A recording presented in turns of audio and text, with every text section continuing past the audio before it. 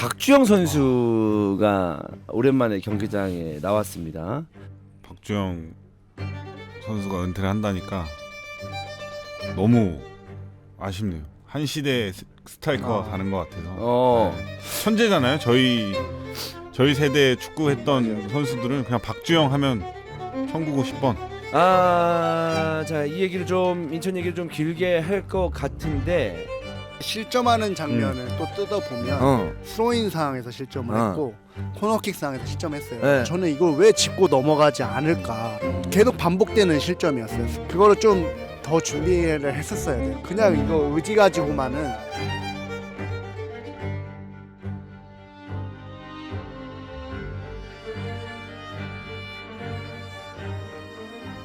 네, 2024년 11월 11일 K리그 추 시간입니다. 여러분 안녕하십니까? 이스타전입니다. 안녕하세요. 캐추남 이슬기입니다.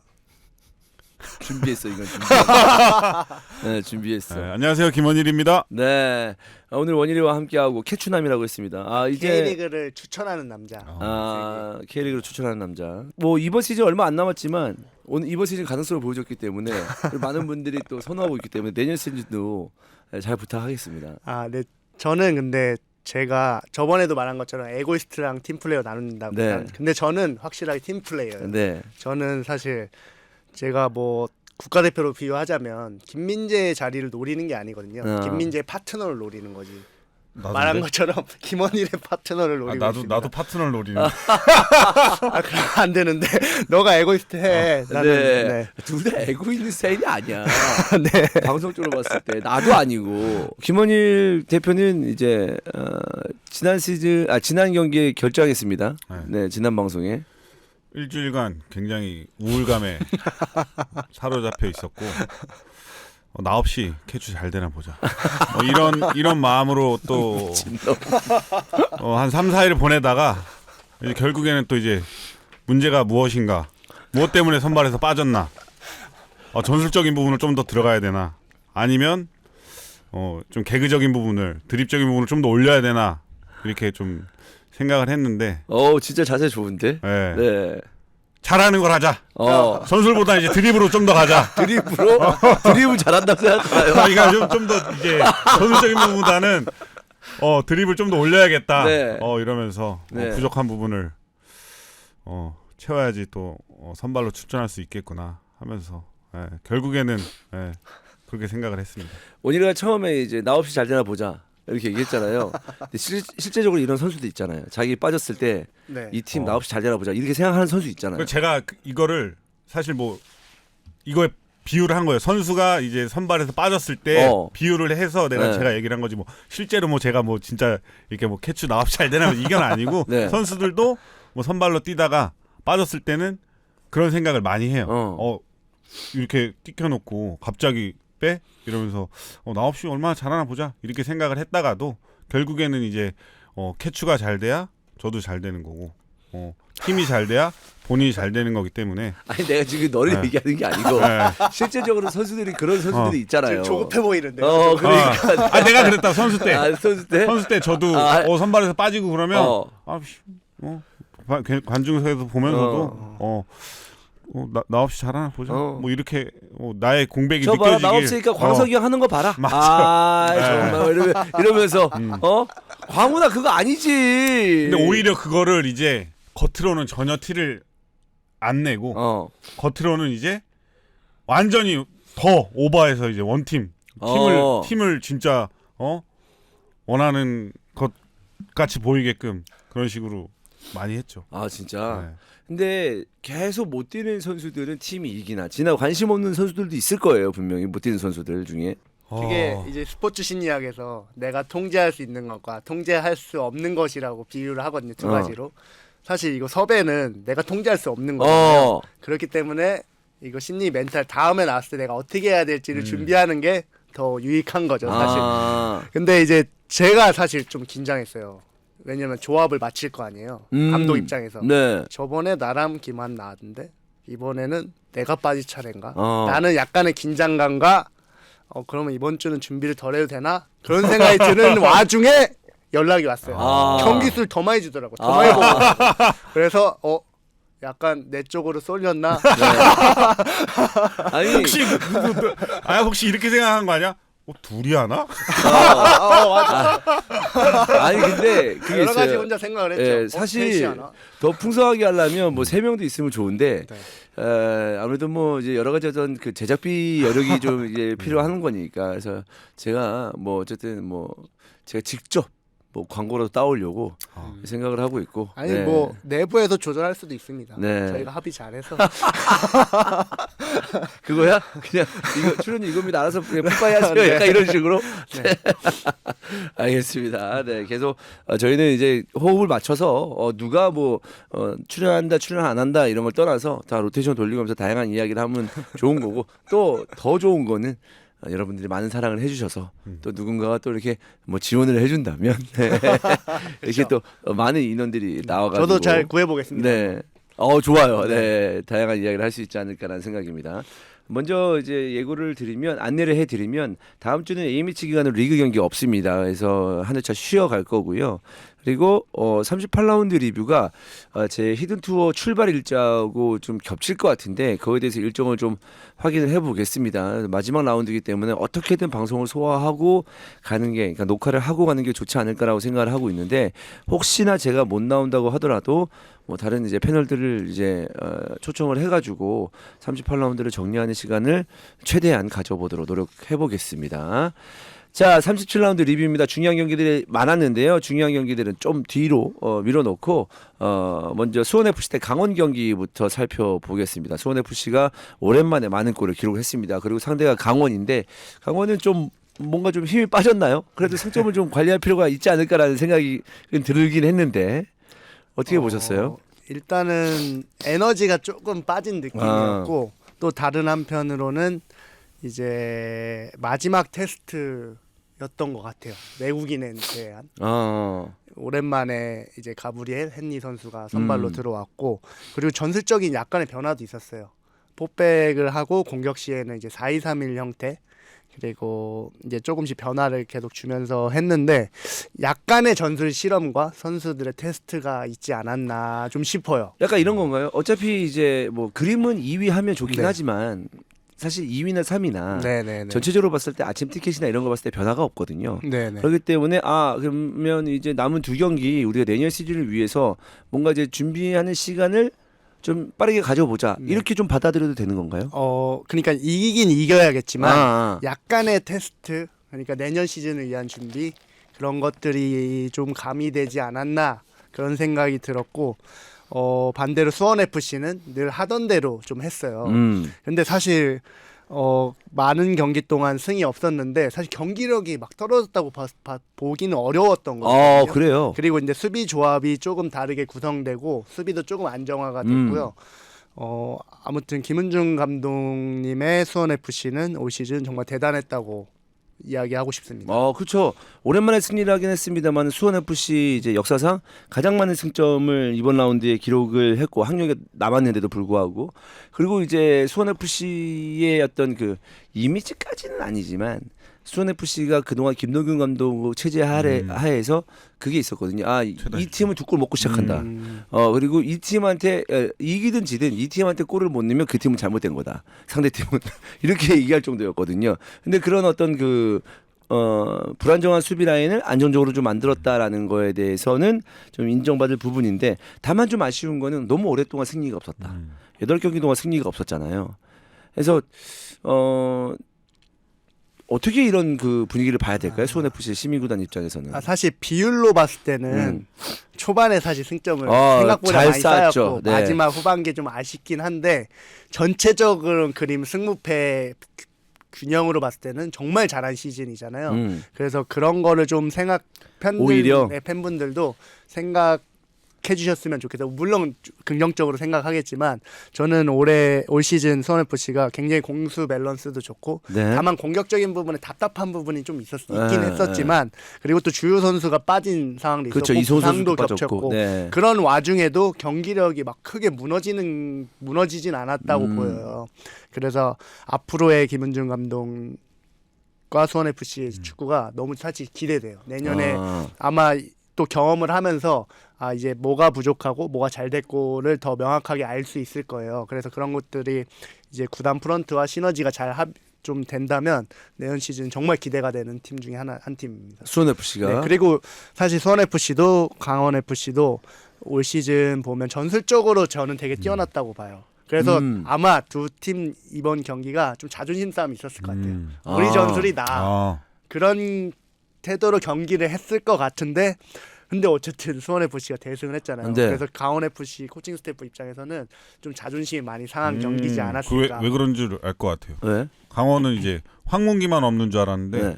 벤치를 보니까 이제 이 정경호 커맨더가 없더라고요. 그 정경호 씨님이 퇴장 당하셔가지고 그런 공백이 또 전술적으로 있지 않았나. 네. 윤정환 감독을 먹이는 건가요? 매기는 건 아니고 이제 둘의 조합의 이제 시너지가 시너지가 나야 되는데 이제 약간 옆에서 이제 조합에 아까부터 나 없이 네. 잘 되나 보자. 여기에 꽂혀 있는 것 같은데. 옆에서 이제 책사로 이제 딱 브레이크 밟아줄 사람도 윤정환은 정경호 없으면 안 된다 이 뜻은 아니죠? 안 됩니다. 안 된다. 네. 아 저도 근데 그렇게 봐요. 아니 그러면 윤정환 감독과 정경호 코치가 있어야 된다 이거잖아요. 왜냐하면 저는 엄마 아빠라고 생각해요. 두 분 다 중요한 거죠. 한 명이 없으면 뭔가 허전한. 네, 저는 그래서 만약 윤정환 감독님이 빠졌어도 되게 아쉬운 상황이 될 수도 있었던 아하, 거죠. 그런 네. 의미인 것 같습니다. 맞죠? 맞아요. 어. 앞으로 한 5년은 이제 함께 가셔야 된다. 그러면 아까 전에 이제 이승기 코치가 이 전술적인 부분을 얘기했는데 사실 뭐 나중에 뭐 라운드가 끝나고 각 팀에 대해서 더 자세하게 얘기하는 시간이 있을 것 같은데 전술적인 부분이라면 좀 가볍게 얘기해서 수원 FC나 강원 뭐가 있을까요? 저는 그거 같아요. 공수 밸런스. 그러니까 음. 극단적으로 공격만 하는 것도 아니고 극단적으로 수비만 하는 것도 아니지만 근데 그 중간에서도 약간 치우친 쪽이 있어요. 근데 저는 그게 수원 FC는 수비 쪽으로 약간 더 치우친 것 같고 이번 시즌 강원 FC는 약간 그게 공격적으로 치우쳤던 것 같아요. 근데 두 팀 다 올 시즌 성적이 좋았잖아요. 네. 근데 그 수원 FC 같은 경우는 약간 역습 형태의 공격이 좀 재미를 봤었던 시즌이고 강원 FC는 이제 미드필더 지역에서부터 공격적으로 들어올 때 그 여러 가지 다양한 패턴 플레이 그런 게 좋았던 시즌인 것 같아서 저는 두 팀이 다르지만 전술적으로 굉장히 훌륭했던 두 팀이었던 것 같아요. 근데 사실 그 대단한 게 뭐냐면 김문중 감독도 이제 부임을 했고 윤정환 감독도 정경호 코치도 이제 지난 시즌에 있었긴 했습니다만은 온전히 보낸 거는 이번 시즌이잖아요. 근데 이게 빠르게 이게 팀을 잘 만든 거네요. 그러면 그 부분에 대해서는 좀 인정을 좀 해야 되겠네요. 어쨌든 정경호 코치님이나 윤정환 감독님은 다 경험을 좀 오랫동안 해왔던 분이고 근데 이제 사실 김은중 감독님은 올해 처음이잖아요. 코칭 스태프도. 근데 그런 걸로 봤을 땐 수원 FC가 사실 조금 더 대단했던 대단하다. 것 같아요. 왜냐하면 경험이 거의 없다고 봐야 되잖아요. 선수 시절 말고는 지도자로서는 거의 뭐 초보 감독 같은 연령별 느낌이었으니까. 대표팀 감독이 있었지만. 네네 그거는 근데 제가 볼 땐 많이 다른 것 같아요. 그 그 대표팀을 운영하는 거랑 리그를 운영하는 거. 근데 그 와중에서 굉장히 좋은 본인의 축구가 뭐 정확하게는 모르겠지만 왜냐면 모르겠다는 이유로는 사실 저는 그렇게 생각을 해요. 프로팀에 왔을 때 선수 구성이 본인이 원하는 대로 돼 있는 팀은 거의 없다고 봐야 되거든요. 그런 와중에 선수를 파악하고 거기에 걸맞는 전술을 어느 정도 자기 철학이 가미된 그리고 팀 선수도 고려해서 팀 전술을 끌고 이 한 시즌을 끌고 나가야 되는데 그게 사실 두 감독 다 어려운 상황이었어요. 본인들이 선수 구성을 할 수 있는 상황은 아니었으니까 그런 상황에서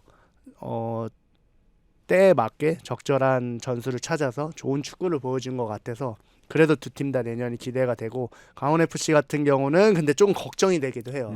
주요 선수들이 나가잖아요. 그래서 이 공백을 어떻게 메우냐. 이 경기에서도 사실 황문기 선수가 빠졌는데 뭔가 허전한 느낌이 많이 들었거든요. 네. 근데 사실 전술적인 것도 개인의 역량이 많이 차지하는 부분이 있다 보니까 이걸 어떻게 메울지 사실 이 경기가 조금 걱정이 되기도 하고 기대가 되기도 했었는데 왠지 공백이 많이 느껴진 것처럼 느껴졌어요. 이 4대 0으로 진 건 좀 신경이 쓰이겠어요. 강원 입장에서. 네, 많이 저도 쓰이죠. 저도 강원 FC가 걱정되는 부분이 이 수원 FC에게 4대 0으로 질 수도 있고 또 우승을 할 수도 있는 팀이라고 저는 생각을 해가지고 굉장히 좀 내년 시즌 하는데 좀 어떻게 이제 마무리를 잘하는 것도 중요하잖아요. 이 지도자들이 어떻게 보면 이제 마지막 경기 두세 경기가 머리에 많이 남거든요. 그래서 이제 영입하는 부분에서도 얘가 한 시즌 아무리 초반에 잘한 거는 거의 기억이 잘 안 나요. 맞아.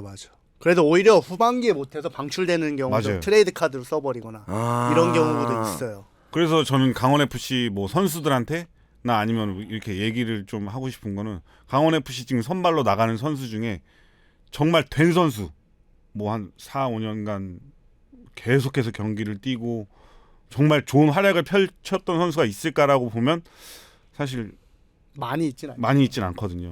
그래서 좀 내년 시즌을 잘 올 시즌처럼 가려고 하면 마무리를 어떻게 하느냐. 마무리를 하는 것도 굉장히 중요하다. 그러니까 굳이 나누자고 신호등으로 비유하자고 치면 빨간불, 노란불, 초록불 있잖아요. 초록불은 이무진인가요? 네.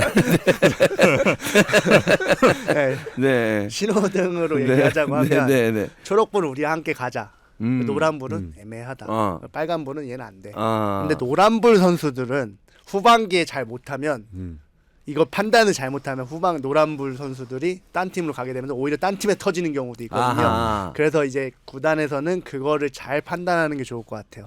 특히 외국인 선수들 같은 경우도 마찬가지고 국내 선수들도 마찬가지고.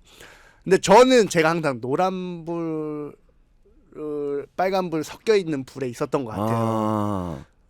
그러니까 애매모호한. 네. 근데 이제 원인은 항상 초록불에 있었겠죠. 포항에서 그럴 때 있었지. 그 네, 포항에서 원인이 마지막 최종전에서 골 넣을 때는 완전 초록불이었지 뭐. 그러니까 원인이 같은 선수는 그런 것 같아요. 언제 항상 성실한 느낌, 이게 포스가 뿜어져 나오잖아요. 그러니까 얘는 그냥 데리고 가야 돼. 그 조합이 안 맞네. 좀 더. 왜 조합이 안 맞아? 아니, 그러니까 너는 내가 좀 빨간불. 이렇게 원래 난 노랑 빨강으로 가는 스타일인데 나한테 계속 초록불이라고 하니까 들켰네.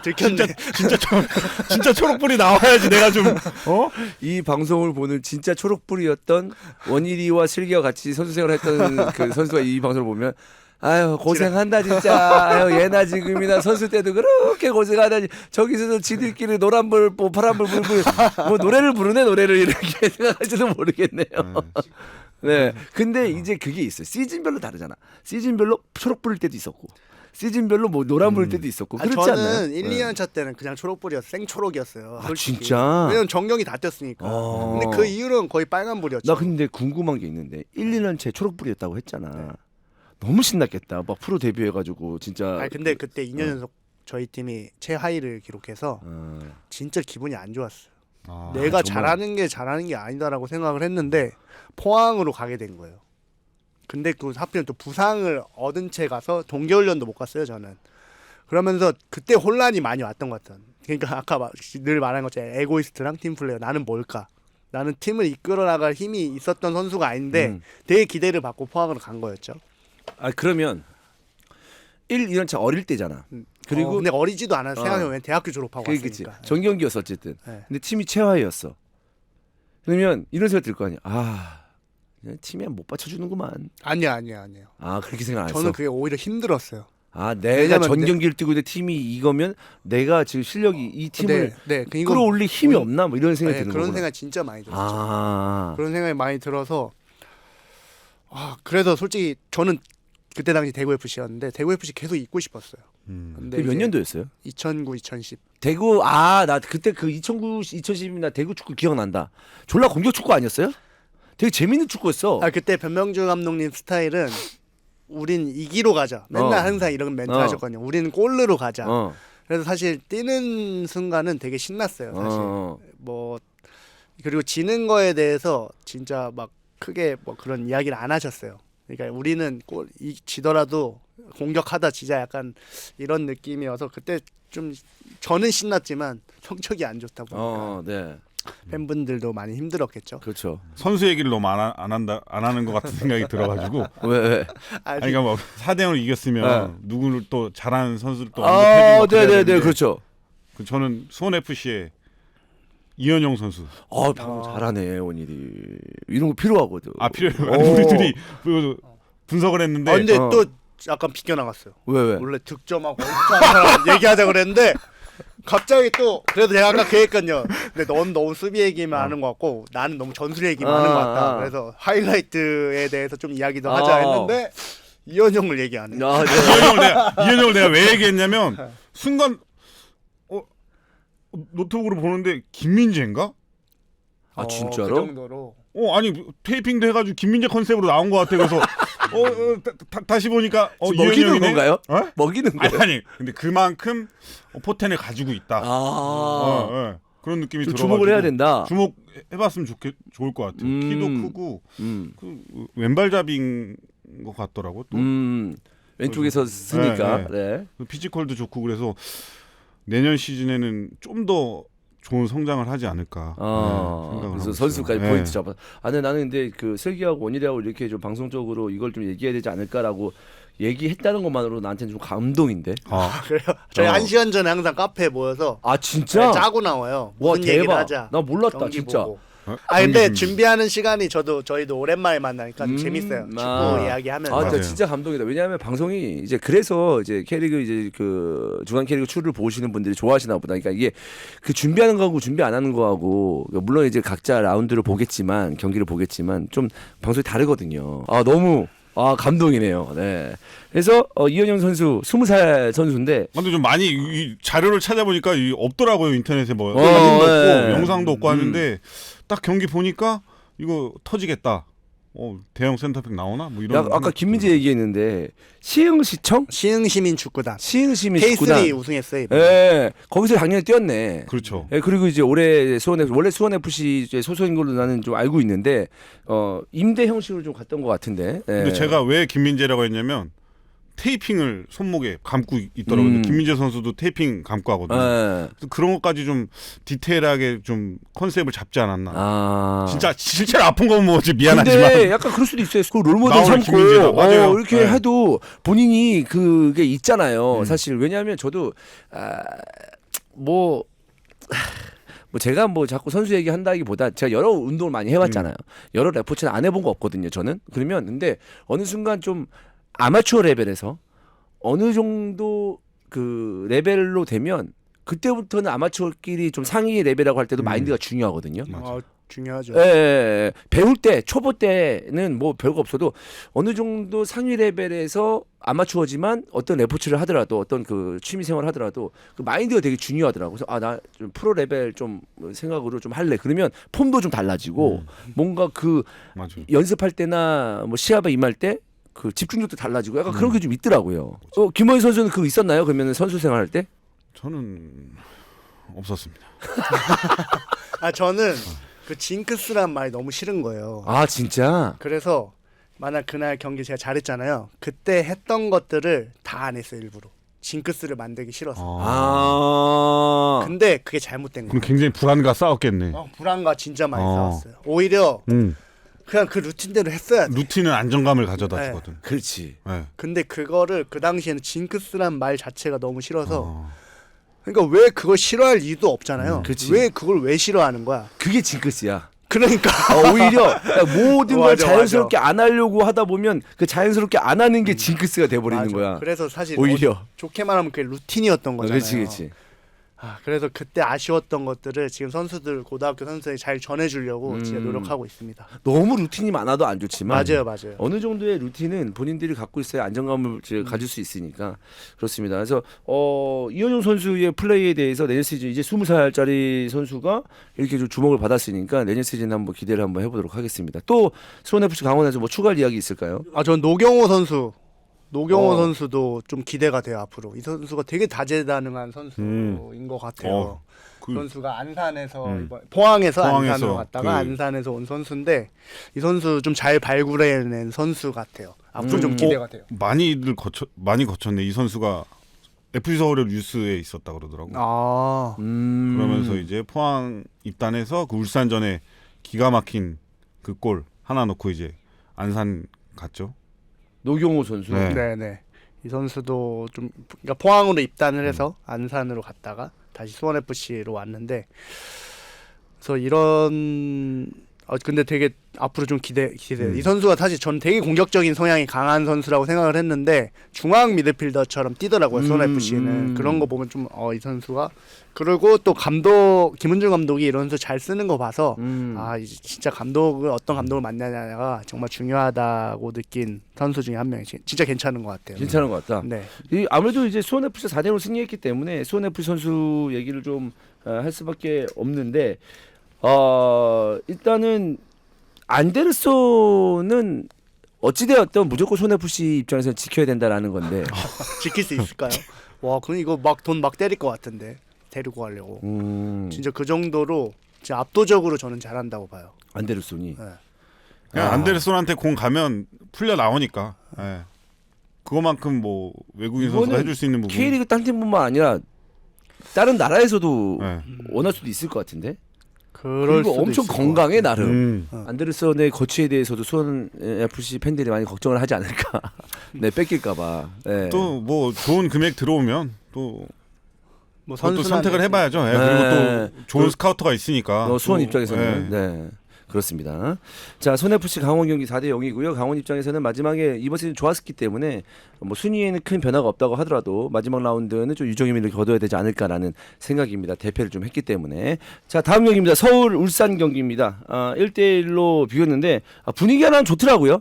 네, 경기장에서 경기를 보는데 분위기는 굉장히 좋은 그런 느낌이었는데 가장 좀 그 경기 외적으로 좀 얘기할 거는 박주영 선수가 오랜만에 경기장에 나왔습니다. 생각보다 일찍 나왔어. 네, 일찍 나왔는데 굉장히 오랜만에 출장을 했는데 이제 은퇴를 하는 거죠. 박주영 선수가 은퇴를 한다니까 너무 아쉽네요. 한 시대 스트라이커가 가는 것 같아서. 네. 천재잖아요. 저희 세대 축구했던 맞아요. 선수들은 그냥 박주영 하면 1950번 이러면서 저보다 한 살 많은 많은 형인데 그 같은 세대는 되게 어렸을 때부터 유명했어요. 고등학교 때부터 유명했어요. 교체로 들어와서 3골 넣고 교체로 나가.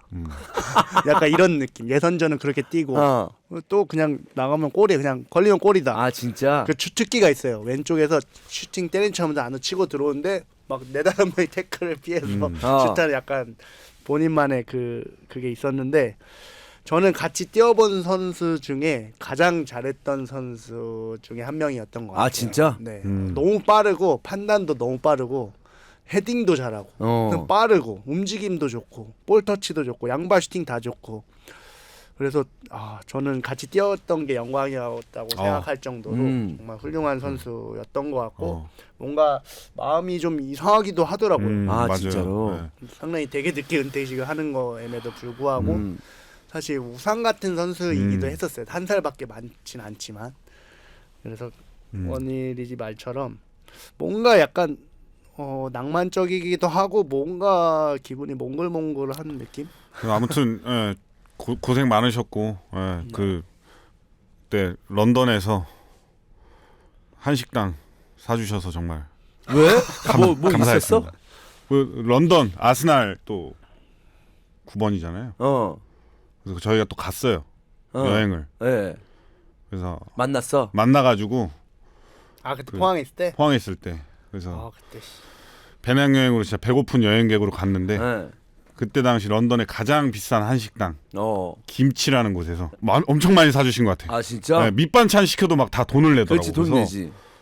막 그냥 시킨 대로 다 시켜 이래서 엄청나게 많이 먹었던 그런 기억이, 맛있게 먹었던 그런 기억이 있고. 박주영 선수하고 상대는 해봤어요? 해봤죠. 상대해봤습니다. 어땠어요? 굉장히 매너가 좋았다. 제가 매너 뒤에서 좋아. 그냥 공이랑 같이 걷어 찼는데도 다시 한번 저를 일으켜주면서 손을 잡아주고 네, 그랬던 맞아. 기억이 그 경기장에서 매너가 진짜 좋았던 것 같아요. 아니 박주영 선수는 이제 언론하고 별로 안 친하기 때문에 언론 입장에서는 박주영 선수를 별로 이렇게 뭐랄까 좀 잘하는 거 알겠는데 좀 프로면 이 언론하고 좀 친해지고 좀 인터뷰도 좀 자주 해주고 하지. 근데 되게 그걸 안 하는 편이거든요. 근데 뛰고 있는 선수들은 뭐 대표 선수뿐만 아니라 주위에 있는 선수들은 박주영 선수를 너무 좋아해. 그래서 한번 초대해서 여기서 한번 이야기해 보면 좋을 나 것 진짜 같아요. 하고 싶어. 이번에 은퇴했으니까 맞아. 한번 초대하고 싶어요. 박주원 선수 저 진짜 박주원 선수 전성기와 저의 어떤 그 해설의 어떤 그 하면서 같이 시작을 했다고 이제 생각을 하는데 박주원 선수 꼭 나와줬으면 너무 감사하겠습니다. 네, 박주원 선수 모셔서 박주원 선수의 어떤 그 어린 시절부터 은퇴까지 그 이야기 한번 쭉 풀고 싶거든요. 네, 박주원 선수 꼭 와주셨으면 감사하겠습니다. 네. 그 저희 팀 조찬호 코치랑 엄청 친하니까 한번 적극적으로 이야기해 볼게요. 제가 가서. 아 진짜? 네. 와, 꼭 좀 얘기 좀 해주세요. 네. 네. 그래서 이제 박지용 선수 모셔가지고 정말 이런저런 좀 얘기를 좀 하고 싶거든요. 네. 그래서 박지용 선수 은퇴한다고 했을 때 사실 제 박지용 선수만큼 저는 그렇게 생각해요. 지금 현 상황에 박지용 선수가 이제 40살이잖아요. 그러면 지금 생각했을 때 30대? 네. 그냥 20대 후반 30대에서 40대에서 50대 그 이제 박지용 선수를 중간에 두고 박지용 선수 전 10년, 후 10년 봤을 때 가장 유명한 스트라이커다.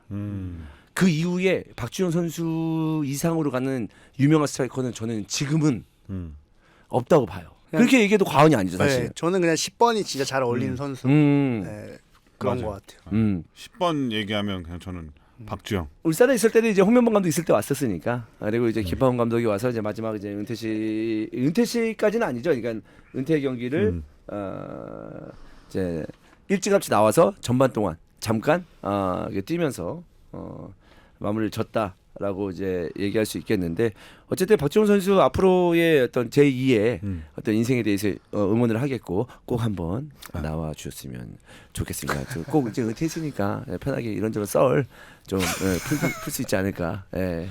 그렇습니다. 자, 그럼 경기 얘기를 한번 나눠보도록 하겠습니다. FC 서울이 이제 먼저 고승범에게 실점을 했는데 링가드의 득점이 터지면서 1대1로 비겼습니다. 경기는 좀 어떻게 보셨어요? 이날 그 김판곤 감독님도 끝나고 인터뷰를 서울이 운이 안 좋았다라고 얘기했어요. 네. 그 정도로 서울의 진짜 뭔가 기세가 느껴졌거든요. 한번 잡아보자라는 네. 기세가. 근데 역시 울산 수비가 또 만만치 않았고 네. 경기가 상당히 전 재밌게 봤어요. 네. 1대1로 비긴 경기지만 되게 흥미진진하게 그리고 앞으로 서울 울산은 스타일이 명확했고 근데 울산이 저는 김판훈 감독이 아마 조금 갈팡질팡할 것 같아요. 그러니까 지금 압박 형태나 공격 전술에 변화가 조금 있는데 기존에 있던 홍명보 감독인 축구에서 근데 그게 최근에 막 잘 먹힌다는 느낌이 아니에요. 그렇지. 그래서 이거 아무튼 내년 시즌 구상하는데 상당히 좀 머리 아픈 상황이 될 것 같아요. 지금 그 울산 같은 경우에는 리그 우승을 했는데 네. 계속 이 진짜 아침이 계속 이어졌기 때문에 팀을 이 똘똘 뭉치게 만드는데 힘들 것 같아요. 이 시즌을 이제 선수들이 이제 정신적으로 지쳐가고 근데 리그 우승까지 했는데 남은 경기들이 있단 말이야. 근데 아챔은 지금 완전 죽쓰고 있어. 근데 아챔에서 지금 마지막까지 뭐 그 하위권에 간당간당만 해서 어쨌든 다음 레벨로 올라가기만 하면 되는 거니까. 근데 지금 계속 연패부로 진짜 떨어지거든요. 사실 이렇게 많은 팀이 다음 레벨로 올라가는데 떨어진다? 그 창피한 거잖아요, 사실. 그렇죠. 사실 K리그 챔피언이 거기서 떨어진다. 네. 그러면은 상당히 문제가 있고 그리고 아무래도 나이대가 좀 높아요. 네, 선수들이. 맞아요. 근데 이 선수들이 다 한 번에 바꿀 수는 없는 상황이잖아요. 없어. 그렇게 되면 또 내년 장담 못 해요, 사실. 네, 그리고 되게 에너제틱한 수비와 공격을 하기를 원하는 김판곤 감독인데 그래도 혼란이 많이 올 것 같아요. 이걸 다 갈아엎자니 쉬운 상황은 아니고 그리고 기존에 있던 선수들은 나이가 좀 많고 근데 기존에 그 나이 많은 선수들이 못한다고 정말 잘하고 있고 근데 아챔에서는 아쉬운 모습을 보이고 있고 그래서 이게 어떻게 보면 다 노란불에 있는 느낌? 데리고 가긴 가야 되는데 대체자는 마땅히 없고 그래서 오히려 그리고 사실 울산은 3연패를 했잖아요. 어떻게 보면 우승은 우리는 당연한 구단이다라고 팬들도 생각할 거예요. 네. 근데 이제는 경기력을 좋고 우승하기를 원할 거란 말이에요. 근데 이런 와중에 어떻게 이제 새 판을 짜야 할지가 머리가 골치 아픈 경기력이 됐던 것 같아요. 그래서 좀 가볍게 가고 싶은데 아침도 걸려 있어요. 네. 예. 12월 4일까지 경기를 해야 되거든요. 보통 이제 마지막 라운드 끝나면은 이제 시즌이 끝나고 선수들 휴가 가는데 이것도 이제 골치 아프다. 성적이라도 좋으면 모르겠는데 지금 성적이 안 좋으니까 분명히 울산도 아침을 신경 쓰고 있겠죠. 물론 네. 당연히 신경 써야 네. 되는 거고 신경 안 쓰면 솔직히 문제가 많은 거죠. 이거 당연히 신경 써야 되고 저는 그냥 그렇게 생각. K리그 챔피언인데 아침에서 이런 모습을 보인다는 거는 진짜 되게 실망스러운 네. 거거든요. 그리고 뭐 왕 뭐 이런 얘기 하잖아요. 네. 김방곤 네. 감독이. 그래서 사실 좀 많이 걱정돼요. 저는 이거를 어떻게 뚫고 나갈 그치. 건지. 그 약간 왕은 일찍 죽는다 이런 멘트. 아니 갑자기 요즘 왕은 먹는 거 잘 아, 요즘 먹어서 왕. 오래 아, 살아. 요즘 왕이 오래 장수. 살아. 네. 요즘 왕은 오래 살아요. 아, 오래 살아요. 요즘 왕은 네. 욕 많이 먹어도 오래 살더라고. 어쨌든 지금 아침 일정에서 계속 승점을 쌓아야 되는 거고 이제는 뭐 무승부도 안 돼요. 이제 승리를 해야 되는 상황이고 FA컵 일정도 있고. 네. 야 진짜 울산 뭐 감독도 감독이지만 선수들도 피곤하겠다. 그렇죠. 선수들은 또 육체적, 정신적으로 되게 피로감이 지금 많이 네. 올 거예요. 그런 와중에 그래서 사실 춘추제 이런 것도 이야기가 나오는 게 이런 부분일 것 같은데. 그 예전에는 선수들도 11월 딱 말까지 하면 이제 한 달 하고 조금은 더 무조건 휴식이 보장된다라고 생각을 했는데 맞아요. 이제 해외 축구도 마찬가지고 K리그도 이제 1년 내내 축구를 한다고 보면 되니까 선수들도 자기 몸이나 뭐 멘탈이나 이런 거를 더 예전보다는 더 크게 더 신경 써서 관리해야 될 것 같아요. 맞아요. 경기 얘기로 좀 가보면 네. 보야니치가 좀 기가 막히게 패스가 들어갔죠. 근데 그렇죠. 고승범한테. 득점 장면에서 이제 야잔이 시선이 완전 주민규한테 쏠렸어. 그러면서 뒷공간을 내주면서 고승범의 장점인 이 뒷공간 부지런하게 네. 파고들어서 득점을 터뜨렸고 또 링가드의 골 같은 경우는 주민규가 기성용 선수를 조금 압박을 안 오는 거라고 생각을 했었나 봐. 기성용 선수가 이제 전방으로 막 폭발적으로 나와서 볼을 뺏어내는 스타일이 아니니까 그래서 좀 기성용 선수를 좀 압박을 안 들어올 거라고 생각을 했는지 주민규 선수가 거기서 좀 뺏기면서 링가드가 좀 기가 막히게 또 골을 터뜨렸고 루카스 실바 얘기해야죠. 네. 그 접는 거 기가 막히게 잘 접거든요. 네네. 그 때리면 들어가는데 그게 다 지금 안 들어가고 있습니다. 안 들어가고 있어. 이거를 이게 근데 이거는 훈련이나 이거 뭔가 한 박자만 맞으면 무조건 들어가는 거거든요. 근데 루카스 같은 경우에는 가진 게 많은 것 같긴 해. 진짜 좋은 선수예요. 예, 가진 거 많은 것 같긴 한데 사실 이제 그 서울 팬들은 많이 답답해하고 있거든요. 그런 것 때문에. 저는 내년 되면 터질 것 같아요. 내년에 터질 것 같아. 저는 이제 적응하는 시간이었고 다만 적응이 좀 늦을 뿐이지 저는 김기동 감독님이 그냥 잘 쓸 것 같아요. 내년 되면. 저는 그래서 걱정이 별로 안 되는 선수 중에 한 명인 것 같아요. 근데 좀 아쉽긴 한데. 근데 저는 이거를 실력이라고 보지 않아요. 왜냐면 그 과정이 너무 기가 막혔기 때문에. 그러니까 이 선수 원래 갖고 있는 맞아요. 원래 이제 갖고 안 있는 되고 있는 맞아요. 거다. 네, 그렇게 저도 그렇게 느껴요. 생각을 하고 있어요. 네네네. 근데 이제 주변에서 바라보거나 이제 뭐 해설하시는 분들도 저거는 무조건 넣어줘야 되는데 슈팅이 실수라고 생각을 많이 하시더라고요. 네. 근데 조금 기다려 준다 그러면 터지지 않을까. 근데 그런 상황에서 못 넣으면은 그것도 실력이라고 볼 수 맞아요, 있는 거예요. 맞아요. 왜냐하면 가진 거 맞는데 잘 하는데 왜 저거 안 되지? 맞아요. 근데 그것도 실력이야 사실. 맞아요, 실력이에요. 근데 네. 너무 완벽한 찬스 그 개인 능력에 의해서 딱 그 접고서 슈팅 때리는 그 장면을 많이 만드니까 내년에는 그래도 좀 박자가 맞으면서 터지지 않을까. 그래서 루카스에 대해서 많이 좀 답답해하는 팬들이 있긴 하지만 이 선수에 대해서는 어쨌든 내년 시즌까지 무조건 기다려야 된다. 네. 이 얘기잖아요. 맞아요. 예. 성급하게 생각하면 안 된다. 저는 반대로 그냥 실수인 것 같아요. 그러니까 이건 실력이 아니고 실수. 한 번쯤 나올 수 있는 실수다. 근데 저는 그거를 감독들이 판단 잘하는 게 굉장히 중요한 것 같거든요. 이게 실력인지 실수인지. 그러니까 같은 상황에서 볼을 뺏겨도 어떤 걸 봤을 때는 저건 실수다. 저건 실력이다.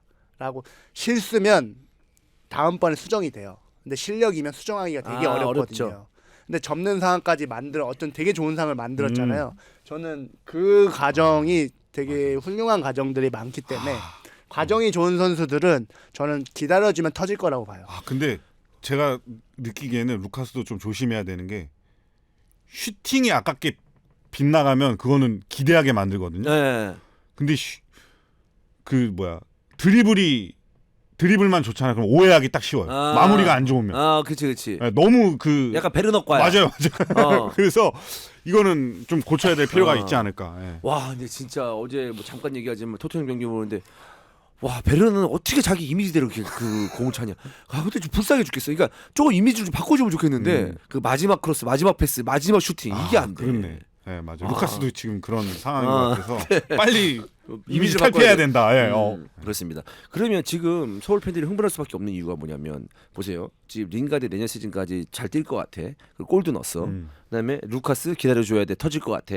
그리고 야잔 여름에 왔는데 너무 잘해주고 있고 김주성은 언제나 성장하고 있고 강현무 이번에 여름에 왔어. 그리고 최준도 있고 뭐 강상우 처음에 왔을 때 폼 잘하는데 좀 폼 차는데 어려움이 있겠지만 지금은 잘하고 있고 이러면 지금 FC 서울 또 김기동 감독 이제 두 번째 시즌이고 내년 시즌에 엄청난 강팀이 될 수 있는 어떤 그 기대감이 벌써부터 있지 않을까요? 그러면 지금 이 분위기면 저는 그러니까 일류첸코 자리에 일류첸코를 위협할 수 있는 선수 한 명이 필요. 그냥 호날두는 제가 볼 때는 나쁜 선수라는 게 아니고 김기동 감독님과 안 맞는 안 맞는 선수라. 것 같아. 그래서 다른 그 외국인 선수 한 명이 필요하고 응. 그리고 윙어 자리에도 확실한 윙어 한 명이 보강은 돼야 되는 것 같아요. 확실한 윙어. 네, 근데 지금 보면 조영욱 선수가 조금 성장이 더딘 것 같아요. 조영우 선수에게 이제 성장 얘기 이제 그만해야 되지 아 않을까요? 그러니까 네. 그게 진짜 뭔가 한 끗이 아쉽잖아요. 조영우 근데 선수 제가 이전에도 말씀드렸죠. 연령별 대표부터 생각해서 그 대표팀 경기는 제가 볼 때 홍명보 감독 넘습니다. 아, 공로패 받아야죠. 네, 진짜로 벌써. 네, 사실. 네. 근데 이제 저는 이 선수가 완전 팀 플레이어 같거든요. 아. 그러니까 데리고 가야 되는 거죠. 아, 저는 에고이스트 굳이 나누자고 하면 골에 굉장히 가까운 선수가 있고 팀적으로 플레이 되게 가까운 선수가 있어요. 근데 조용 선수는 그래도 가끔 한 방 터트려 주는 느낌이 있거든요. 어쩌다 한 번씩 한 골 넣잖아요. 네. 아, 그러니까 기록적으로만 슈팅 몬스터? 보자고 하면 네. 슈팅 몬스터 왜 슈팅 몬스터인지 모르겠지만 아, 슈팅이 세잖아. 세긴 슈팅 세. 좋아. 네. 슈팅 좋아. 아, 좋은데 사실 좋은 슈팅은 득점을 하는 슈팅이 좋은 슈팅이죠. 아. 그렇게 세게 차는 건 많이 세게 찰 수 있어. 어. 근데 그 과정이 되게 좋잖아요. 근데 그 과정이 좋은 선수를 저는 팀 플레이어라고 생각을 하는데 이 선수는 꼭 데리고 와야 할 선수 중에 한 명인 것 같아요. 저는 임상엽 선수도 그 중에 가깝다고 봐요. 그래서 네. 이제 지금까지 잘 뛰고 있는 거고 어허. 그 임상엽 선수도 가끔 한 번씩 넣잖아요. 맞아요. 근데 가끔 한 번씩 넣은 게 골 만약에 포인트로 보면 어마어마해요. 임상엽 선수 골 어시스트 되게 많아요. 네네네. 그런 것처럼 조용 선수는 그렇게 될 것 같아서 무조건 데리고 와야 되는데 근데 확실한 윙어 한 명 필요한 것 같아요. 그래서 여기서 이제 호날두 보면 알 수 있는 게 교체 선수로 호날두가 안 나오잖아요. 그러면 거기에 교체로 나올 수 있는 수준의 외국인 선수 한 선수가 명이 있어야 된다. 필요하고 네, 그리고 센터백도 지금 김준 선수 나이도 어리고 군대도 해결했고 야잔 선수도 잘하고 있고 그래서 공격수 저는 확실한 윙어 한 명만 영입되면 그리고 포워드 일류체코를 그렇지. 위협할 수 있는 맞아. 그 두 자리만 잘 보강되면 어.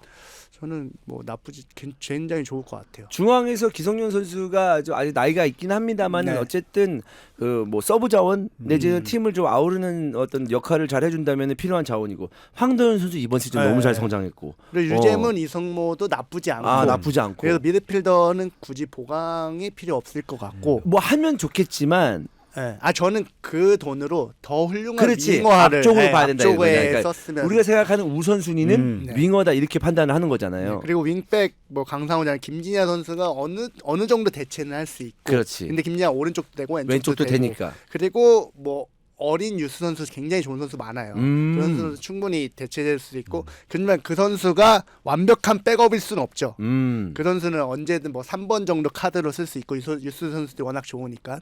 근데 확실한 그 1번, 1.5번을 잘 뽑아오면은 그러니까 결론은 외국인 선수 2명 잘 뽑아오면 저는 외국인 호날두 1명 그리고 뭐 그 외국인 선수 1명 국내 선수 굵직한 그 2명 데리고 오면 저는 크게 문제 없을 거라고 봅니다. 약간 이제 스카우터의 눈으로 지금 본 건가요? 스카우터 네. 출신의 눈으로? 네. 알겠습니다. 최근에 오프 한 번 왔거든요. 진짜 어디서? 네. 그건 말할 수 없죠. 근데 이제 못 가는 상황이 지금 장난했어. 그래서 그런 자부심을 갖고 좀 하고 있습니다. 네, 좋습니다. 네. 자, 이제 울산도 뭐 간단하게 얘기 한번 해볼 텐데 고승범 선수는 저는 이번 시즌 K리그의 최고의 어떤 이적이 아니었을까. 물론 이제 최고죠.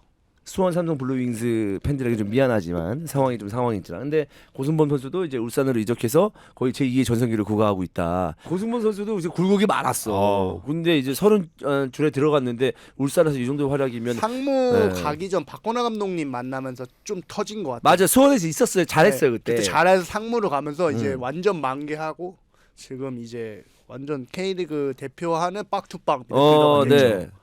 지금 그러면은 어떻게 본다면은 제2의 전성기가 울산이라는 팀에서 시작을 했는데 우승도 했고 앞으로 이제 2, 3년은 더욱 더 기대감을 가지고 볼 수 네. 있는 고승범 선수가 아닐까. 그래서 고승범과 같이 뛰는 미드필더면 누구든지 잘할 수 있게 보여지는 것 같아요. 아하. 그래서 저는 카즈키도 되게 수혜를 많이 본 것 같아요. 그래 고승범이 주위에서 워낙 많이 뛰어주니까 카즈키가 한결 여유 있게 플레이할 수 있는 시간이 많았던 거죠. 그 선수가 공을 되게 잘 차는 스타일이었죠. 네, 완전 근데- 예쁘게 치는. 근데 선수. 수원 FC가 성적이 너무 안 좋아. 수원 수원 FC 삼성. 한다. 수원 삼성 성적이 안 좋아가지고, 예, 네. 그랬죠, 네. 그래서 오히려 이 선수를 이 선수의 평가가 되게 좋았어요. 와 정말 좋은 미드필더. 근데 저는 오히려 거품이 끼게끔 만들어진 거죠. 고승범 때문에. 고승범이 네, 아. 고승범이 카즈키 뛸 그 자리 다 뛰어다니니까. 아, 그러니까 고승범과 같이 뛰면 거품이 된다. 라고 말할 정도로 그만큼 주위 선수들을 많이 네, 이 돋보이게 선수 때문에 만들어준다. 팀 전체가 좋아지는 거죠. 근데 또 이런 고승범 같은 선수가 감독까지 원하는 스타일의 감독을 만나니까 지금 완전히 날개를 단 것 같아요. 팀 플레이어 중에 1등.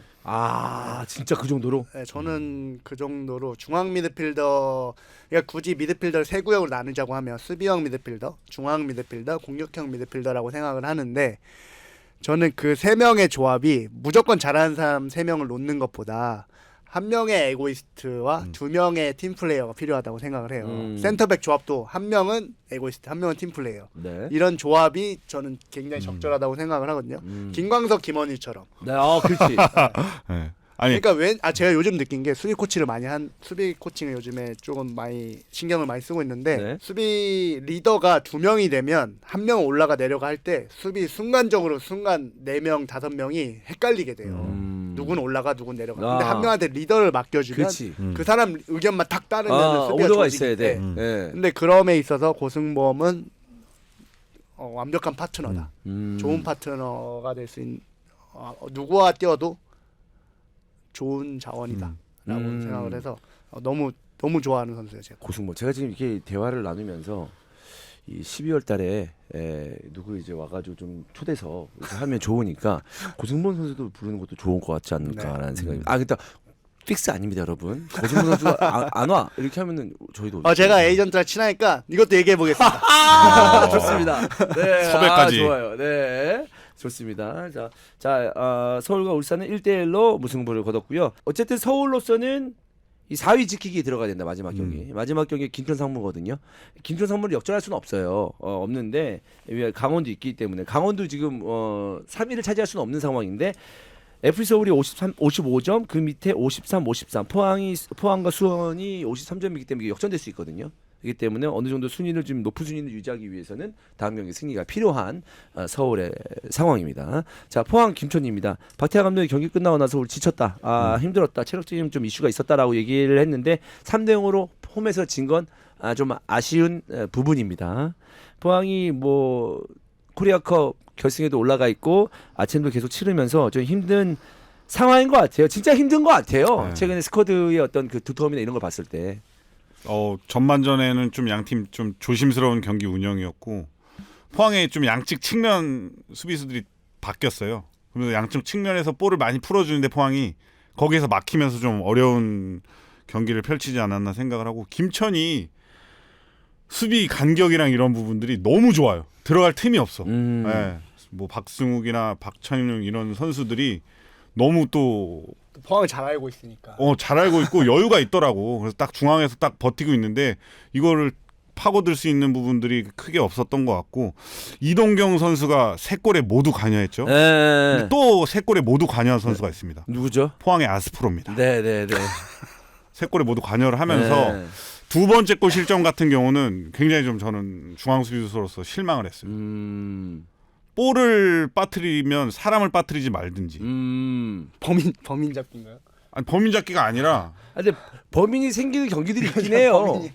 볼을 빠뜨리지 않아서 사람을 빠뜨리지 말든지 뭐 볼을 빠뜨렸으면 뭐 이렇게 해야 되는데 차라리 그 두 번째 골 같은 경우는 그냥 수비를 안 하는 게 나을 뻔한 그런 상황이었고. 와. 네. 근데 네. 아스프로 선수가 호주 선수라고 해서 나는 되게 뭔가 탄탄할 것 같아. 아. 근데 피지컬에 되게 부대끼는 모습이에요. 그러다 네. 보니까 결정적인 상황에서 자꾸 실수를 하는 것 같은데 아무래도 저는 이동희의 공백이 진짜 큰 것 같아요. 신광훈, 이동희 3백 중에 2명이 빠진 거잖아요. 네. 근데 이 2명의 공백이 너무 큰 것 같고 사실 이날 경기에서는 전술적으로 좀 또 변화가 있었어요. 오베르단이 좀 더 앞쪽에서 뛰고 그리고 이제 조성준, 그 어정원 선수가 양쪽에서 약간 빌드업에 많이 관여하는 모습을 보였는데 이게 사실 별거 아닌 것 같지만 거기서 공격과 수비 전환 과정에서 크게 문제가 많이 발생하거든요. 어쨌든 그 오베르단은 평소보다 앞에 전진해 있었기 때문에 뒤쪽 공간이 많이 비게 돼요. 그 오베르단이 수비할 때 공간을 차지하는 부분이 되게 많이 있었거든요. 네. 그러다 보니까 공수 간격이 무너졌고 김천 선수는 쉽게 말하면 빵꾸가 없는 팀이에요. 되게 탄탄해요. 네. 잔실수가 없는 팀이에요. 그러다 보니까 그 잔실수 조그만 부분들이 크게 몰리면서 사실 완패를 하지 않았나. 그리고 육체적 정신적으로도 많이 지쳐 있는 박태하 감독님이 그게 표정이 보이더라고요. 맞아요. 체력적으로 또 이슈가 있다는 게 제가 전지훈련 하면은 그런 강팀이랑 할 때 전반전에는 이제 완전히 2군이 나갔다가 후반전에 이제 11명을 싹 바꾸거든요. 근데 기억이 나는 게 이제 뭐 샤흐타르 이런 데나 가잖아요. 그럼 전반전에 걔네는 이제 선발이 나와요. 그리고 후반전에 11명을 싹 바꾸면 우리는 이제 완전히 그런 체력적으로 딱 돼 있는 상태에서 들어가니까 해볼만 하거든요. 전반전은. 네. 근데 이번 경기도 전반전에는 어느 정도 버텼다가 후반전에 이제 체력적으로 딱 떨어지는 게 보이면서 굉장히 좀 아예 따라가질 못하더라고 포항 선수들이. 그리고 이날까지 신강훈 선수가 원래 베스트 멤버였는데 네. 오전에 몸이 안 좋은 바람에 이제 경기 엔트리에서 아예 빠졌어요. 사실 준비를 그렇게 했었는데 했는데. 그 부분에서 조성준 선수 급하게 투입이 되면서 좀 그 부분도 어려움이 있지 않았나. 그러면 그 준비 얘기를 방금 했는데 뭐 당일날 이렇게 바뀌는 경우가 많지는 않지만 종종 있는 일이잖아요. 그렇죠. 그 네. 오미업 하다가도 그래도 다칠 수 있고. 근데 그 준비를 보통 나 오늘 주전이다 이번 주 주전이다라는 것을 아는 게 뭐 전날 전전날 이렇게 뭐 알게 되나요? 보통? 그게 지도자마다 달라요. 네, 그거는 거의 제가 볼 때는 이제 전임 출신들은 그 협회에서 지도 교육을 하신 분들은 얘기를 안 해줍니다. 아 그래요? 얘기 안 해주고 이제 그 라카룸에서 선발 뿅 이렇게 경기하는. 그 당일날? 근데 저는 요즘 추세는 이제 아예 거의 일주일 전부터 아는 추세예요. 그래야 이제 선발과 비주전 결과에 불만도 없고 이 경기는 얘가 나가. 그리고 다음 경기는 준비해. 이런 식으로 어느 정도는 8명 9명 정도는 그래도 정해져 훈련이, 있고. 네. 그리고 훈련할 때도 왜냐하면 전술적으로 훈련할 때 그 상대 압박에 따라 상대 공격 형태나 그걸 분석을 해서 압박하는 훈련을 해야 하기 때문에 어느 정도 그렇지. 한 3일 전에 4일 전에는 나와요. 아니 근데 이게 당일날 뿅은 당일날 아니, 뿅 한다니까? 생각보다 많아요. 당일날 뿅을 해가지고요. 당일날 뿅을 해서 뿅 하잖아. 그러면 거기서 갑자기 빠진 애가 있어. 그럼 여기서 막 그 약간 껌껌하거든요. 그 발표할 때. 그러면 여기서 표정이 막 표정 관리가 안 돼. 약간 그 자기가 주전인 줄 나 알고 주전조에서 나 한 거야. 그리고 나는 준비 진짜 기가 막 나 선발로 90분 준비 딱 해간 거야. 근데 갑자기 뿅 했는데 없어. 그럼 여기서 막 진짜 막 생각보다 이게 많아요. 표정 관리가 안 돼. 그래서 막 옆에서 이런 경우도 진짜 실제로 있어요. 좀 쪽팔린 것도 있잖아 사실. 아 그렇죠. 그런 것도 네. 있고 그리고 갑자기 코치가 뭐 괜히 씁쓸하게 말을 걸어. 뭐 다음 경기 준비해 뭐.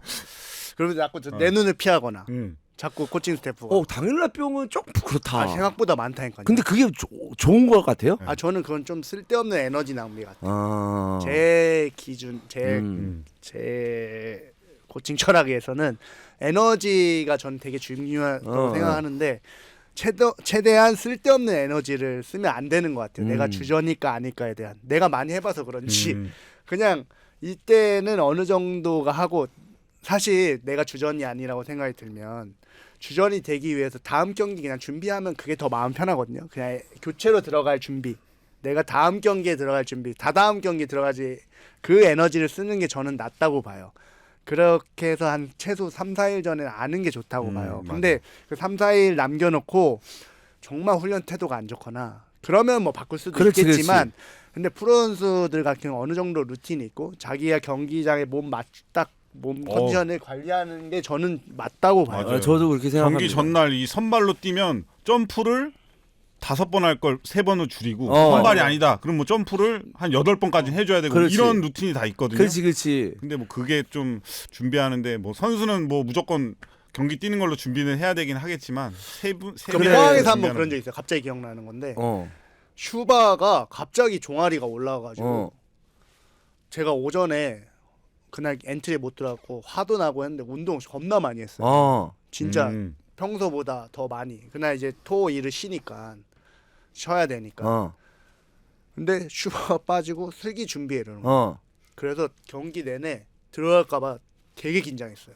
아 몸이 안 좋은데 지금. 몸이 완전 안 좋아. 완전 간 상태였어. 근데 경기 다행인지 모르 안 뛰었는데 진짜 계속 긴장했어요. 들어가면 나 큰일 난다. 오히려 들어가면 마이너스다. 그런 상황이 발생할 수 있을 것 같아서 저는 무조건 미리 말해주는 게. 그 엔트리 참그새 또 맞추는 게 쉽지가 않네요. 보면. 네. 근데 어쨌든 너는 언제 투입될 수도 있고 준비해라. 그리고 뭐 너는 주전이다 이런 걸 한 2, 3일 전에는 좀 알려줘야 준비를 하지 않을까. 생각보다 이 90분이 그냥 일주일에 한 경기, 뭐 요즘 경기 많다고 해서 일주일에 두 경기는 힘들지만 일주일에 한 경기 뛴다고 하더라도 그 준비 기간이 축구나 스포츠가 좀 오래 필요하다고 저는 생각이 들거든요. 사실 최소 2, 3일 전에는 필요하니까. 그쵸, 이틀 전에 필요하잖아. 토요일 경기면 사실 목요일부터 준비를 해야 되잖아요. 그러니까 그래서 그런 건 나는 좀 미리 알려주는데 뿅은 너무하다. 뿅 그거는. 네, 그래서 이스타도 조금 미리 알려주면 좋을 것 같아요. 그냥 이틀 전, 3일 전에. 네, 금요일 말고 목요일이나 수요일쯤 알려주면 아이고. 내가 당황했나 보다. 네, 어쨌든 저희가 이제 미리미리 최대한 말씀드리도록 하겠습니다. 네. 일단 저도 루틴을 잘 지키고 싶어서 더 나은 방송을 위해. 네. 긴장되거든요. 안 들어갈 것 같으면. 다음 주 선발입니다. 네. 네. 그러면 다음 주 선발입니다. 네.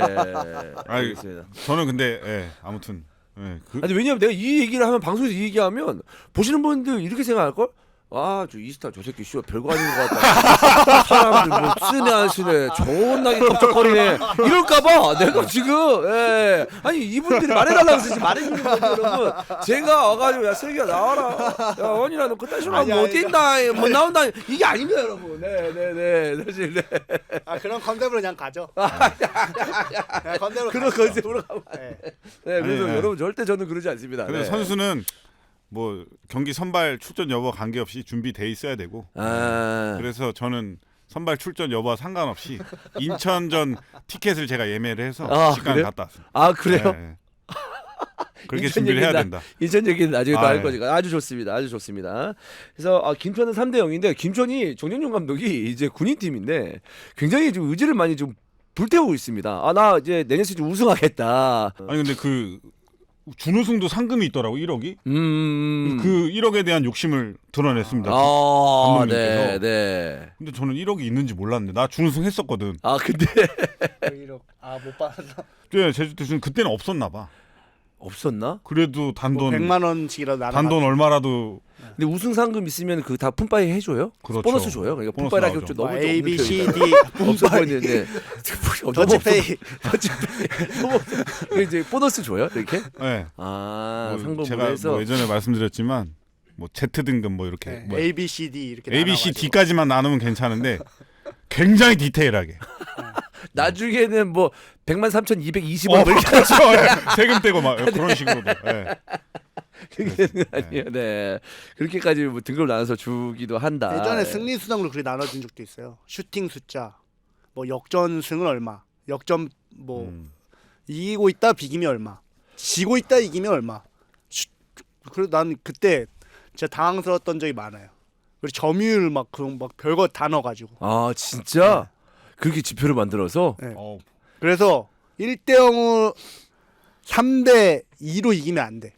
어. 오히려 뭐 1대 0으로 이기거나 뭐 그러니까 4대 2로 이기면 오히려 뭐 더 안 좋게 받는다든가 이상한 지표가 있었어요. 역전이 짱이겠네. 역전이 뭐 더 많아. 맞아요. 그래도 되게 이상했어요. 제주가 그걸 좀 디테일하게 많이 했었어요. 아 그래. 슈팅을 뭐 10개 이상 12개 이상 하면 뭔가 이 보너스가 있어가지고 네. 막 난사하는 친구들도 막 있고 그랬었고 그러고 그리고 황진성 감독님이 얘기 좀 강원에 있을 때 그 대표님이 승리 수당은 비트코인으로 줄까 이랬대요. 근데 그때 당시에 무슨 말도 안 되는 소리 하는데 지금 굉장히 후회하고 있어요. 지금 비트코인 미쳤어요 또. 1억 1천만 원이. 네. 그러니까 그때가 170만 원이었거든요. 그때 5개 받았어 봐요. 네. 그때 만약 승리수당 500만 원이라고 해요. 어. 그럼 지금 5억인데. 그렇습니다. 근데 이 그거 있어요. 승리수당 이런 거 보면 교체 서브 멤버까지도 막 주고 하잖아요. 네. 그러면 막 안에서 맞아요, 골 맞아요. 넣고 막 하면 서브들 좋아하는 이유가 있겠네. 근데 그것도 팀마다 달라요. 뭐 45분 뛰면 얼마. 근데 똑같이 주는 팀들도 있고 어떤 경우에는 많이 받은 선수가 나눠주는 경우도 있어요. 그 뛰지 못한 선수 조금 더 챙겨주려고. 그리고 어떤 팀은 막 식당 이모님까지 챙겨주는 경우도 있고. 분위기 좋을 때는 네. 뭐 또 그렇게 하고 그래서 제가 그만 3대 0, 2대 0 이기고 있다. 그러면은 이제 벤치 쪽으로 계속 아이 컨택을 왜? 하는 이제 교체 선수도 교체로 들어와야 들어와야지 조금 더 이제 받으니까. 40%로 올라가니까 네. 그래서 뭐 수비 입장에서 근데 그런 거를 굉장히 저는 기억에 남는 건 김기동 감독님이 코치 시절에 잘 챙겨줬다. 그런 나이 있는 선수들을 뭐 2대 0이나 뭐 이렇게 이기고 있으면 마지막에 뭐 이렇게 마지막에 넣어주고 뭐 이런 것들 좀 잘 뭐 연봉 적은 선수들 좀 더 챙겨주고. 그런 것도 있구나. 크게 이기고 있으면. 여유가 있을 때. 네. 여유가 없을 때는 그거 못 챙겨주지. 그렇죠. 어떻게 해요? 네. 그거 챙기다 큰일 나죠. 네, 자기 목을 못 챙기는데 그러면 네 그렇습니다.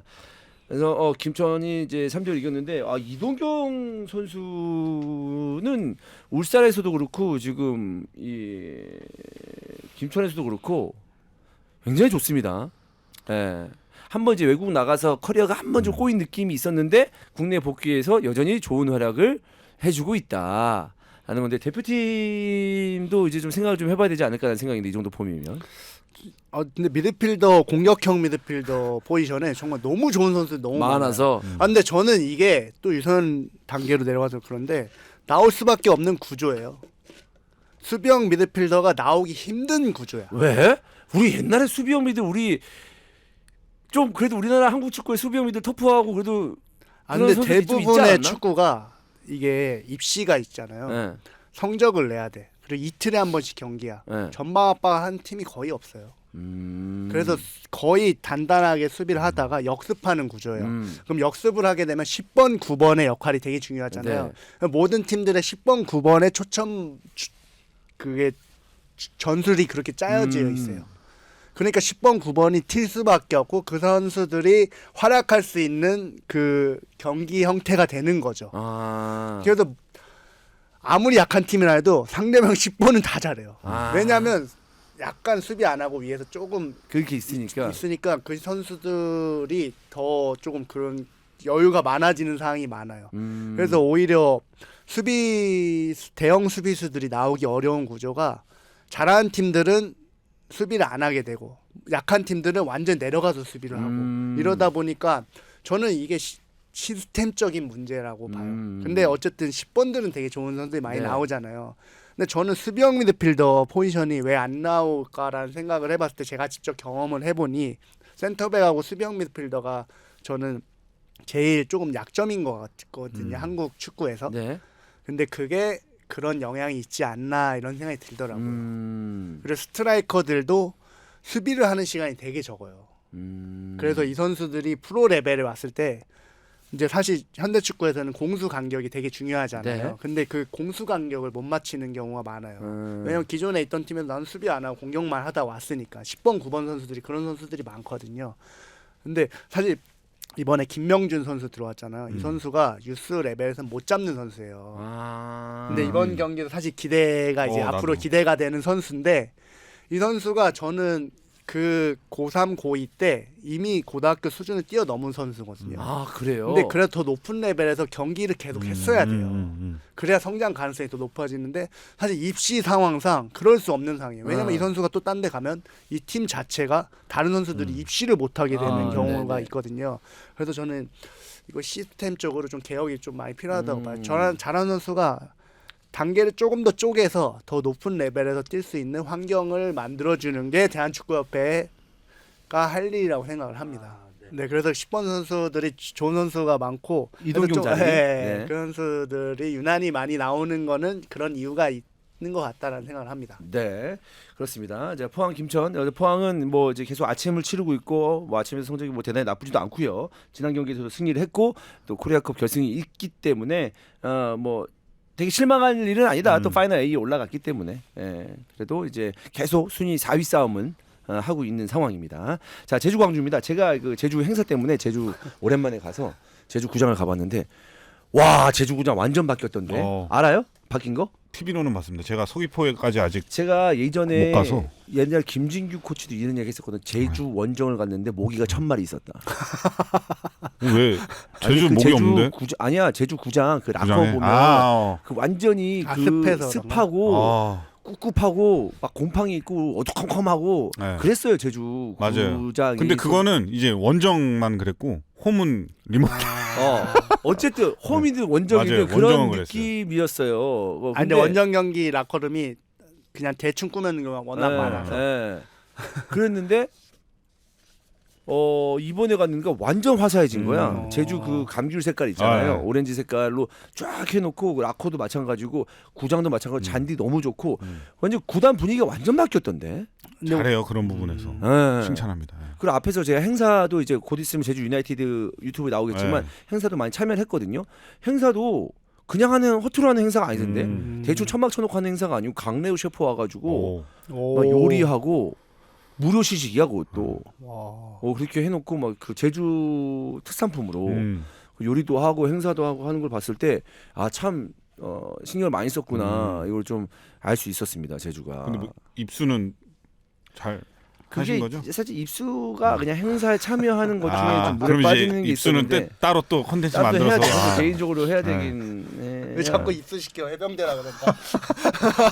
아니 내가 물 차갑고 그 서늘한 곳 많이 알아가지고 추천. 같이 들어갈래요? 빨간 모자 해병대. 쓰고 너가 입수시켜. 저 진짜 냉탕도 목욕탕에 냉탕도 절대 안 들어가요. 진짜? 무조건 나는 온탕만 하거든요. 그래? 네. 선수 시절 때 억지로 들어갔지 어. 냉탕을 그렇게 찾아가는 스타일은 아니어가지고. 같이 한번 갑시다. 네, 좋죠. 예. 지리산 그 아니 얼음 아니 저기 있어요. 제가 그 빠질 스팟 있거든요. 저희 네. 그 스팟 거기 하고 네. 그리고 이제 근처에 있는 저 이제 또 캠핑 장박 할 거니까 거기서 고기 좀 구워 먹고 오시죠 좋죠, 그러면. 좋죠. 네, 어떻습니까? 아유, 이슬기 코치하고 우리 세 명 같이 갈까요? 네. 저도 좋습니다. 냉탕 좋아요? 전 이제 좋아할 거예요. 그래서 한번 그거 한번 컨텐츠 한번 짜볼게요. 음. 제가 사실 끝까지 경기를 못 보고 왔어요. 비행기 시간 때문에. 와, 제주도 사람이 진짜 무지하게 많더라. 네, 그리고 날씨가 비가 왔는데 그 전날에는 비가 안 왔거든요. 그 전날 밤에 네. 날씨가 미쳤어. 너무 우리가 지금 가을이 너무 짧았잖아요. 그 위에는 거기는 아직도 가을이에요. 너무 좋더라고. 네, 그래서 그걸 느끼려고 많은 분들이 이제 관광객들이 가지 않을까라는 생각인데 사실 뭐 경기의 관심도는 떨어질 수밖에 없는 상황이다. 제일 애매한 순위권들이 순위권끼리 붙었기 때문에 관심도가 떨어졌었고 전반전 끝나고 이제 그 컨텐츠 찍으면서 몇 대면 날 것 같아요, 막 이렇게 얘기하는 거예요. 그 PD가 찍는 PD가 컨텐츠를 찍고 왔으니까 사실 속으로는 0대 0이었거든요. 이거 0대 0 분위기다라고 했는데 1대 0으로 제주가 이길 것 같습니다라고 하고 이제 했는데 역시나 골이 안 터지고 0대 0이 됐고 참 재밌는 에피소드가 구자철 선수가 잠깐 와가지고 또 이제 인터뷰 내지는 이제 토크를 했는데 갑자기 뭐 입수했냐고 막 물어보고 하면서. 공약 한 번 더 해라. 제주 지금 기분 나쁘다. 왜 제주가 진다고 했냐? 전북이 왜 이긴다고 해가지고 그런 거 아니냐? 우리 잘하는데 이랬는데 사실 제주가 못하길 바란 게 아니고 전북이 정신을 차려야 된다. 뭐 이런 식으로 해서 전북 승리를 좀 예상을 했다라고 얘기했는데 그래도 공약 한 번 더 하라고 막 PD도 막 부추기는 거야. 그래가지고 막 백록담 등반 뭐 이렇게 얘기 나오고 막 이렇게 나오는 거야. 그래서 내가 김학범 감독님이 앞에서 선두 끌고 이제 주원 형이 이제 뒤에서 쳐지고 이제 뒤에서 이제 뭔가 이제 뭘 하나 들고서 빨리 따라붙어 이러면서 아니야, 괜찮네. 김학범은 뒤에서 끌어야지. 뒤에서 빨리 올라가려고.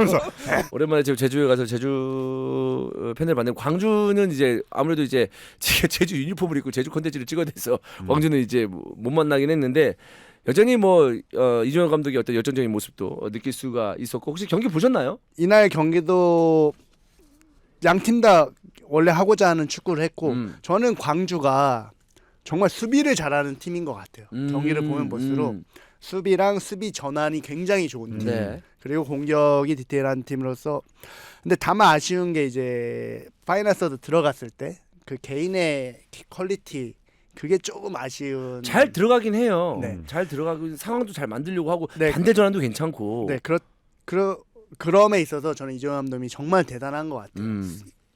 그닥 약점이 없는 팀인 것 같아요. 수비 이제 5가지로 나누자고 하면 수비 전환, 공격 전환, 세트피스인데 이 5가지에서도 또 구분하자면 공격에서는 이제 후방에서 빌드업, 미들 지역에서 빌드업, 공격 지역에서 빌드업 그리고 그 또 쪼갤 수가 있는데 그런 부분에서 전체적으로 평점으로 봤을 때는 저는 굉장히 훌륭한 것 같아요. 되게 디테일하게 준비가 잘 되어 있는 맞아요. 팀. 네. 근데 이제 않아. 그 파이널 서드에서 아쉬움이 나머지가 다 준비한 만큼 안 나눈다. 발휘가 되다 보니까 그리고 선수층이 또 얇잖아요. 얇고. 그리고 여러 가지 뭐 지금 문제도 휘말려 있고 뭐 입으로 강등될 수도 있다는 뭐 얘기도 나오고. 있고 그런 점에 있어서 뭔가 보면서 안타깝다. 이렇게 선수들과 감독이 좋은 축구를 하고 있는데 제대로 평가받지 못하는 것 같아서 너무나 아쉬운 팀 중에 하나고 또 제주도 사실 저는 조합을 찾는데 시간이 많이 걸렸던 것 같아요. 네. 김학범 감독이. 근데 이제 조합을 찾은 것 같고 앞으로 나아갈 길들이 명확하게 알게 되는 이번 경기였다고 봐요. 네, 남태희도 되게 좋더라고요. 네. 네, 역시 남태희도 퀄리티를 느낄 수가 있었고. 네. 그래서 저는 제주 광주 경기를 보면서 골은 안 나왔지만 뭔가 상황이 계속 벌어지는 경기라서 굉장히 좀 재밌게 봤던 경기였었고 참 조금 좀 냉정하게 얘기한다 그냥 속마음 얘기하면 좀 아깝더라고요. 그 분위기나 잔디나 그런 것들이 더 많은 관중들이 오면 훨씬 더 축구에 매력에 빠질 수 있는 전 팀이라고 생각을 하거든요. 그래서 제주가 좀 더 성적이 좋았으면 좋겠어요. 내년에는. 이건 조금 다른 네. 얘기인데 제가 이번에 포천에 놀러 갔다 왔는데 관광지에 그 포천 관광지가 쫙 있더라고요. 네. 근데 축구장 포천에 K3 팀이 있거든요. 네, 알아요. 거기에 대한 소개는 아예 없더라고요. 네. 근데 제주도 같은 데 가도 보니까 그런 설명이 좀 많이 부족한 것 같아요. 그래서 온 김에 저는 주말에 많이 놀러 가니까 온 김에 갈 수도 있다고 보거든요. 그래서 그런 거를 좀 더 신경 쓰면 좋지 않을까. 몰라서 뭐 못 가는 경우가 훨씬 많은 것 같아요. 많아요. 예. 그래서 이렇게 좋은 걸 했는데 마케팅을 열심히 한다고 하지만 그 광고하는 방법에 조금 더 신경을 쓰면 좋지 않을까. 너무 아쉬워서 이렇게 좋은 환경과 좋은 경기를 함에도 불구하고 더 오게 만들어야 되는데 이 제주도 그 문화가 옆에 가기를 굉장히 멀게 생각해요. 제주시에서 이제 서귀포 넘어오는 게 이제 거의 서울에서 뭐 대전 정도 가는 그 거리라고 생각을 하는데 저희는 뭐 1시간 정도면 충분히 운전해서 올 수 있는 거리인데 제주시에서 이렇게 서귀포 넘어오는 걸 굉장히 좀 부담스러워하시는 도민분들도 많이 계시더라고요. 근데 뭐 경기가 재밌으면 그리고 찾아올 수가 있으니까. 축구장을 가는 건 거의 하루를 소비하는 거잖아요. 그렇죠. 네, 그만큼의 준비가 보니까 되어 있는 거잖아요. 네, 하루를 되어 소비해도 있어요. 아깝지 않을 정도로. 그러니까. 그래서 한 번만 경험을 하면 또 올 거라 생각을 해서 그 경험을 할 수 있게 만들어주는 게 좋은 것 같아요. 보면 한 번만 하고 안 하는 경우는 거의 없거든요. 그렇죠. 네. 그 제주 막 그 뭐 날 좋을 때는 거기서 막 그냥 뭐 야시장 같은 것도 열어도 경기 끝나고도 이렇게 해서 하면 많은 관광객들이 오지 않을까 뭐 이런 생각도 좀 그래서 저는 해보는데. 요즘에 음식을 좀 축구장에 많이 끌어들였으면 좋겠어요. 강대호 맞아요. 셰프 그런 거 들으니까 저는 굉장히 좋은 아이디어인 것 같고 네. 그 제주에 먹거리 많잖아요. 맛있는 거. 그거를 운동장 뭔가 이벤트 잘 만들어서 끝나고도 우리가 더 잘 즐기고 갈 수 있는 분위기가 되면 좋지 않을까. 그거 잘하셔가지고 대표팀 가셨잖아. 누구? 김진규 전력. 지부 씨.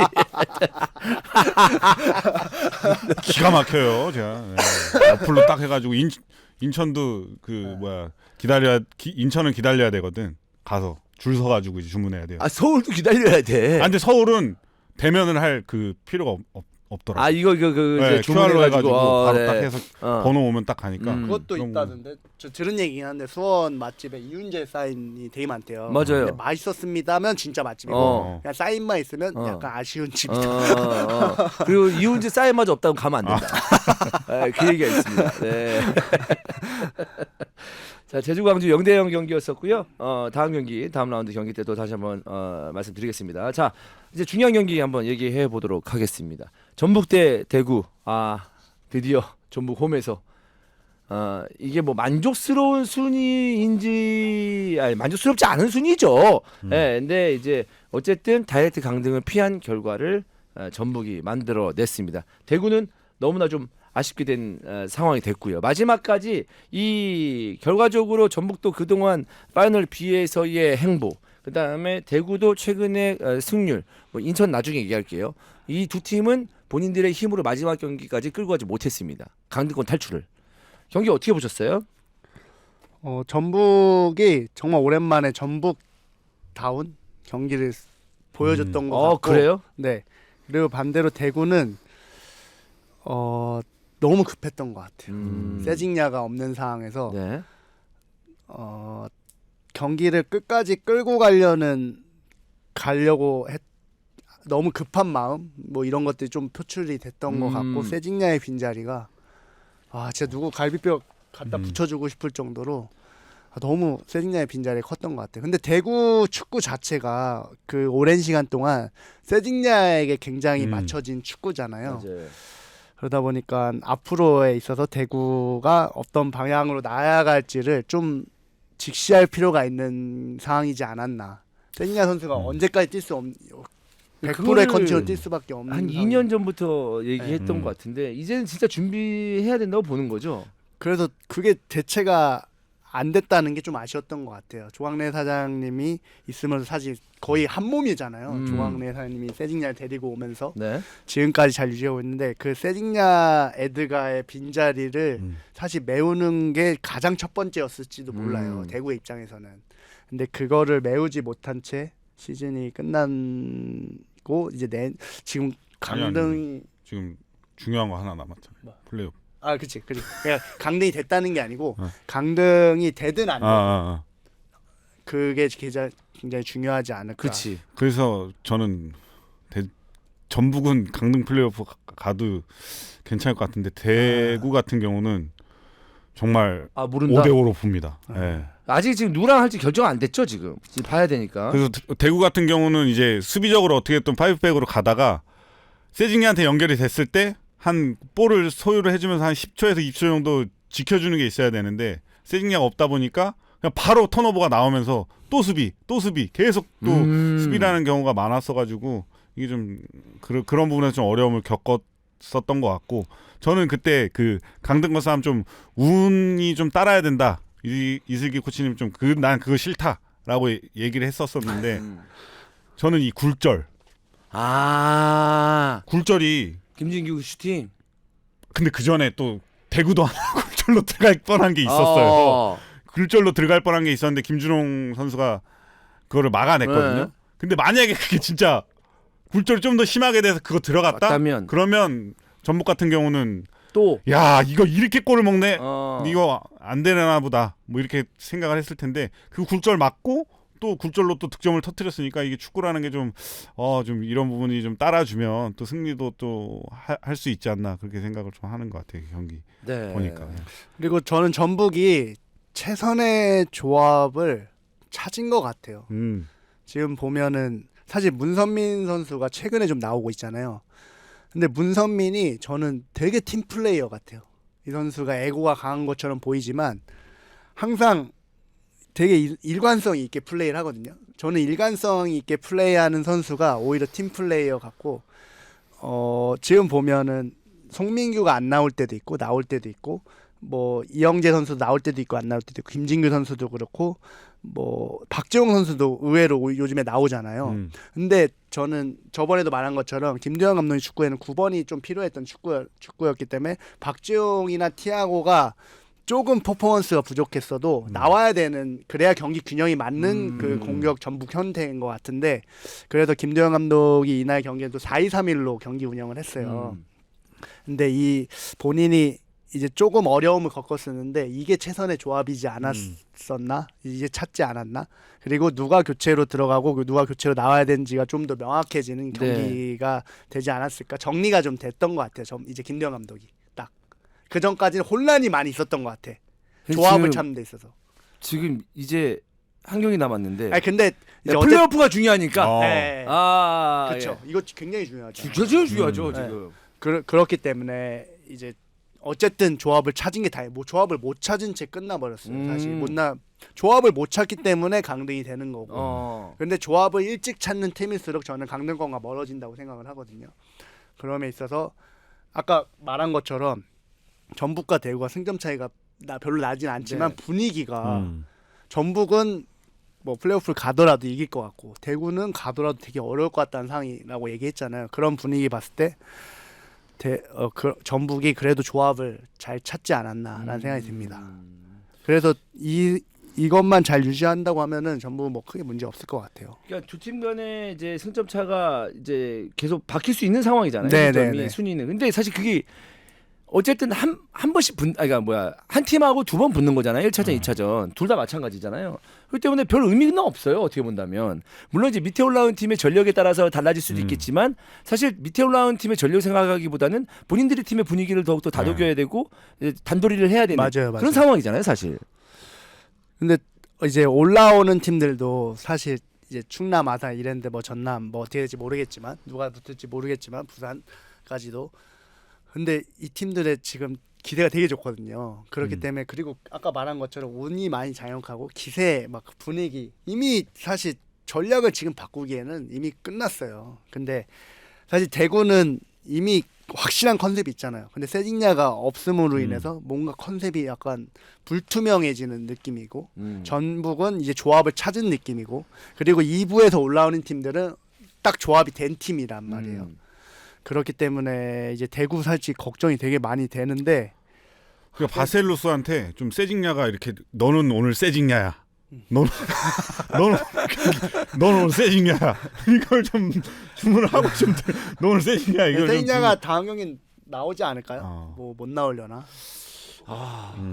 네, 나올 수도 있을 것 같다고 하는데 그러니까 이게 문제인 것 같아요. 바셀루스한테 세징야의 역할을 기대해서는 거의 안 돼요. 안 되지.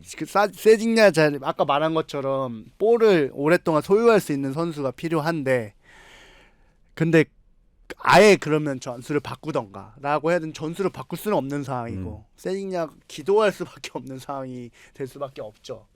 세징야 대체자를 못 찾은 게 가장 컸던 것 같고 사실 저는 이제 대구 FC에서 좋은 기억만 있던 입장에서 강등이 안 됐으면 좋겠는데 조금 여러모로 어려울 것 같은 생각이 자꾸 듭니다. 그리고 이승우 선수도 세 번째 골 넣었잖아요. 네. 그러고 나서 팀이 좀 분위기 안 좋은 상황에서 세레머니가 나올까 했는데 나왔거든요. 네. 그러면 분위기 띄워야지. 네, 분위기 띄운 게 지금 상황은 상황인 거고 네, 앞으로 맞아요. 남은 경기가 너무 더 잘했다. 중요하기 때문에 네. 일단은 그 이제 플레이오프에 다 집중을 해야 되는 상황이고 전북과 대구는 마지막 경기에서도 이제 최종전에서 승리뿐만 아니라 전체적인 플레이오프를 준비하는 과정을 지금부터 시작해야 되지 않을까라는 생각이잖아요. 맞죠? 그래서 저희가 지금 투어를 갖고 가는 일정이라서 이게 참 중요한 경기를 다 이제 못 하는데 일정을 한번 확인한 다음에 여러분에게 또 자세한 어떤 그 일정 예고를 해 드리도록 하겠습니다. 그래서 전북과 결론을 이제 정리를 하자면 전북과 대구는 전북은 지금 3대1로 승리했고 이제는 좀 더 뭔가 선수단 운영에 대해서 어떤 전술적인 선택에 대해서 정리가 된 느낌의 전북이고 대구는 세징야가 빠지면서 지금 뭐 플레이오프를 앞두고 좀 힘들어 보인다. 라는 얘기잖아요. 네. 정리를 좀 빨리 해야 되는 전북 대 대구가 되겠습니다. 자, 마지막 경기입니다. 인천 대 대전입니다. 자, 이 얘기를 좀 인천 얘기를 좀 길게 할 것 같은데 인천이 2대1로 졌습니다. 현장 갔다 오셨어요. 네. 어땠어요? 제가 그 인천 응원가가 이게 있잖아요. 무엇에 끌려 이곳에 왔나. 그건 바로 내 운명. 네. 내가 왜 인천 경기장을 많이 갔을까라고 생각을 했어요. 제가 한 8번 9번을 아들하고 티켓 구매해서 갔거든요. 홈 경기를. 그러면 제 입장에서는 굉장히 많이 간 거예요. 그렇지 많이 간 거지. 근데 왜 김포 경기는 안 가요? 그러니까 거기는 이제 또 관중석으로 가면 아는 사람들이 많아가지고 막 또 막 유지어가 인사하고 막 그래서 제가 또 인천 또 네. 이쪽으로 하면 또 있어가지고 반대편 뭐 이제 네. 펍이나 뭐 이런 쪽으로 가거든요. 네. 반대편 근데 쪽으로 인천이 가서. 거기서 또 가까울지도 모르겠다. 아니에요. 김포가 훨씬 가깝긴 한데 인천도 한 30분밖에 안 걸립니다. 네. 그래서 왜 경기장을 많이 찾았을까라고 생각을 했는데 그 안에서 과거에 저를 많이 찾았던 것 같아요. 왜냐하면 조성환 감독님에서 제주에서 저도 조성환 감독님과 함께 했고 전술도 똑같잖아요.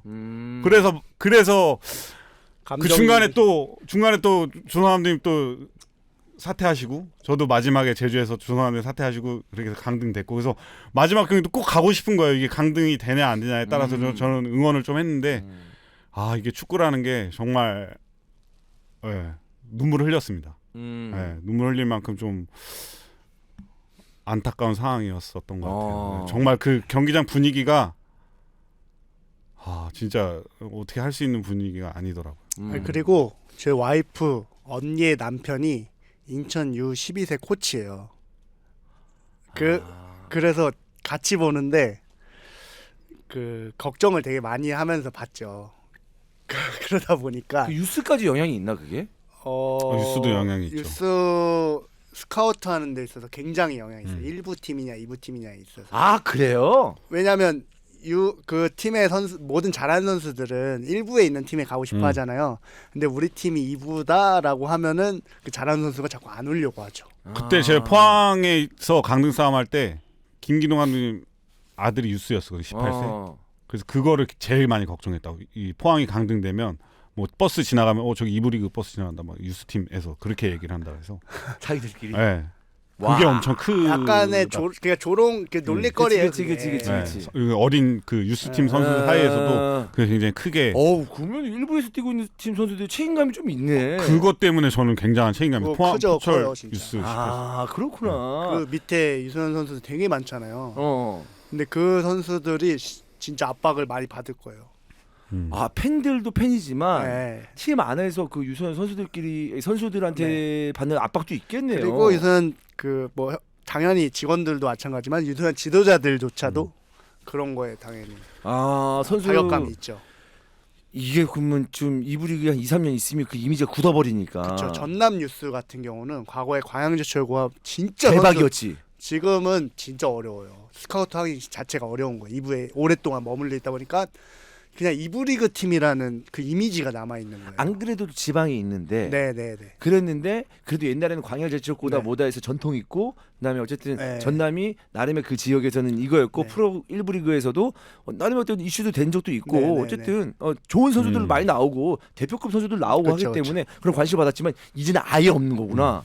그 정도로 와, 나 때 힘은 광양제철고 나 때부터 해가지고 진짜 네. 장난 아니었는데. 그래서 메탄고 선수들도 영향이 조금 있고, 그러니까 중학교에서 고등학교 스카우트 할 때 과정에서 거기는 약간 그러니까 예를 들면 다른 1부 리그 돼서 그 2부 리그 팀을 왜 가지? 약간 이런 식으로 해서 데리고 오는 경우도 있죠.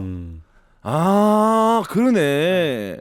야, 그 내려가면 올라오기 쉬울 줄 알아? 이러면서. 야, 그럼 2부 리그에 간다면 이게 계속 악영향을 미치는 게 그러면 좋은 선수 수급이 안 되고 그 팀은 빨리 1부 리그 올라가서 좋은 성적을 내야 되는데 그럼 더 어려워지는 거 아니에요? 그 장기적으로 봤을 때. 아빠 FC 하냐 유스 선수들은 엄청 좋을 거예요 지금. 우리 1부 리그다. 우리 1부 리그다. 그리고 이제 스카우트 하는 데 있어서 조금 더 힘을 받을 수 있고. 그 미묘한 게 스카우트 할 때 좀 필요하잖아요. 미묘한 사실. 게 아니고 굉장히 큽니다. 왜냐하면 1부 리그 유스로 스카우트 되는 거냐 2부 리그냐 이건 굉장히 큰 차이죠. 그렇지. 그냥 자기가 좀 차는 선수인데 자기가 이제 네. 프로사나 구단을 가고 싶어. 근데 실력이 좀 어느 정도 있으면 상관없는데 그야말로 좀 에이스 그리고 네. 팀에 진짜 필요한 선수들은 그 끌어올릴 수 있는 무언가가 네. 필요한데 그게 2부 리그면은 그게 힘이 떨어진다 이거잖아. 그렇죠. K3, K4도 유스 팀 운영한 팀 꽤 많아요. 네. 스카우트 하는데 굉장히 어려워요. 오히려 지원을 다 해주는데도 돈 내고 차라리 절로 가겠다. 돈을 다 그런 경우예요. 뭐 경기장 분위기 다시 한번 좀 얘기해드리면 네네네. 얘기해 주세요. 네, 그래서 경기 시작 전에 진짜 뭐라도 일어날 것 같은 분위기였어요. 아, 진짜? 왜냐하면 컵대의 결승전 같은 분위기였어요. 그래서 인천 선수들은 이제 뭔가 행사나 뭐 사진 찍는 것 때문에 뭐 이렇게 사진 찍고 그냥 루틴대로 했는데 대전은 경기 시작 전에 한 번 더 벤치에서 모이더라고. 벤치 앞에서. 그런 경우가 크게 많이 없거든요. 네네. 승부차기 차기 전에 모이듯이 경기 시작 전에 한 번 더 모여서 본인들의 진짜 마지막 경기다. 이거 결승이다. 뭐 이런 느낌으로 좀 경기를 치르는 것 같았어요. 진짜 축구라는 게 제가 그 관중석 그 서포터즈석 바로 옆에서 티켓을 했거든요. 막 어떤 그 고등학생 중학생 선수가 와서 중학생 그 관중이 와서 여기 티켓 제 자리인데 하면서 수줍게 또 이렇게 하더라고요. 제 자리라고 하면서 그 옆에서 제가 봤어요. 제 자리는 아니고. 난 네가 남의 자리인 줄 그건 아니고. 아니고. 근데 갑자기 경기 시작되자마자 경기 안 좋고 그러니까 마스크 벗고 막 열정적으로 응원을 하시는 거예요. 그래서 그게 또 감정이입이 되면서 이 축구가 뭐길래 진짜 이 인천 팬들 진짜 대단한 것 같았어요.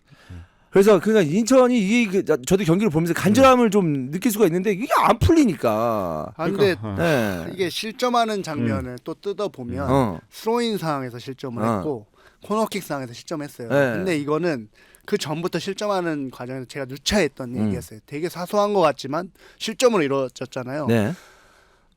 그게 좀 아쉬워요. 저는 이걸 왜 짚고 넘어가지 않을까.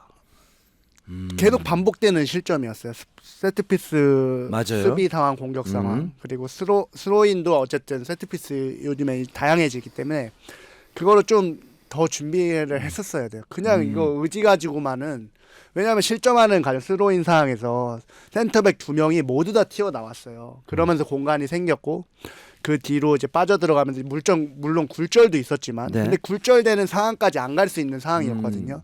그런 부분이 너무 아쉬웠고, 그리고 그 두 번째 실점도 그 코너킥에서 재차 다시 발생하는 과정에서 했는데 그거 자세히 뜯어보면 수비 위치가 굉장히 안 좋아요. 한 볼 쪽으로 시선이 다 쏠려 있었어요. 근데 그게 충분히 코칭으로 될 수 있는 부분이었거든요.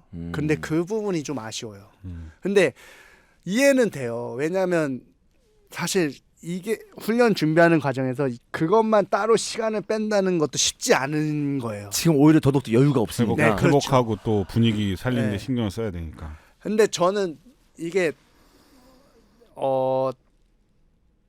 축구를 이게 코칭을 하는 입장에서는 되게 세세한 것까지 챙겨야 되는 것 같아요. 이런 걸 보면서 배워야 된다는 게, 물론 의지 운 중요하지만 그런 것들이 다 좋은 운으로 발생하려고 하면은 그런 과정이 더 철저하게 준비돼야 되는 것 같아요. 근데 이게 계속 운이라고 하기에는 좀 실점하는 지난번 강원이랑 할 때도 세트피스 공격하다가 역습당해서 실점했거든요.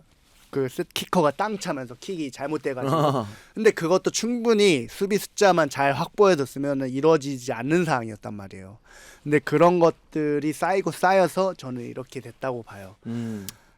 그리고 최영은 감독이 되게 어쨌든 강등을 구해야 되는 입장으로 딱 들어왔잖아요. 그래서 그렇기 때문에 멘탈적으로도 많이 어려운 상황에서 왔기 때문에 여러 가지 문제점이 있었던 것 같은데, 그래도 저는 그게 실점하는 장면을 보고 너무 아쉽더라고요. 이게 진짜 운이라고 얘기하기는 안 된다, 이거. 운은 아니었고 진짜 전반전 그 20분의 경기는 끝났다고 볼 수 있거든요. 처음에 그걸 잘못 들고 나온 거예요. 맞아요. 저는 왜 문지한이라는 선수를 왜 선발로 안 넣었을까? 이게 결과론적인 얘기지만 문지한이 그 3백 앞에를 보호해주면서 굉장히 그게 좋았다고, 전 조합이 맞았다고 생각을 했거든요. 지금 두 분이서 게임은 초반부터 끝났다, 좀 이렇게 좀 넘어갔다라고 다 동의를 하시는 거예요? 네, 3-4-3으로 들고 나왔거든요.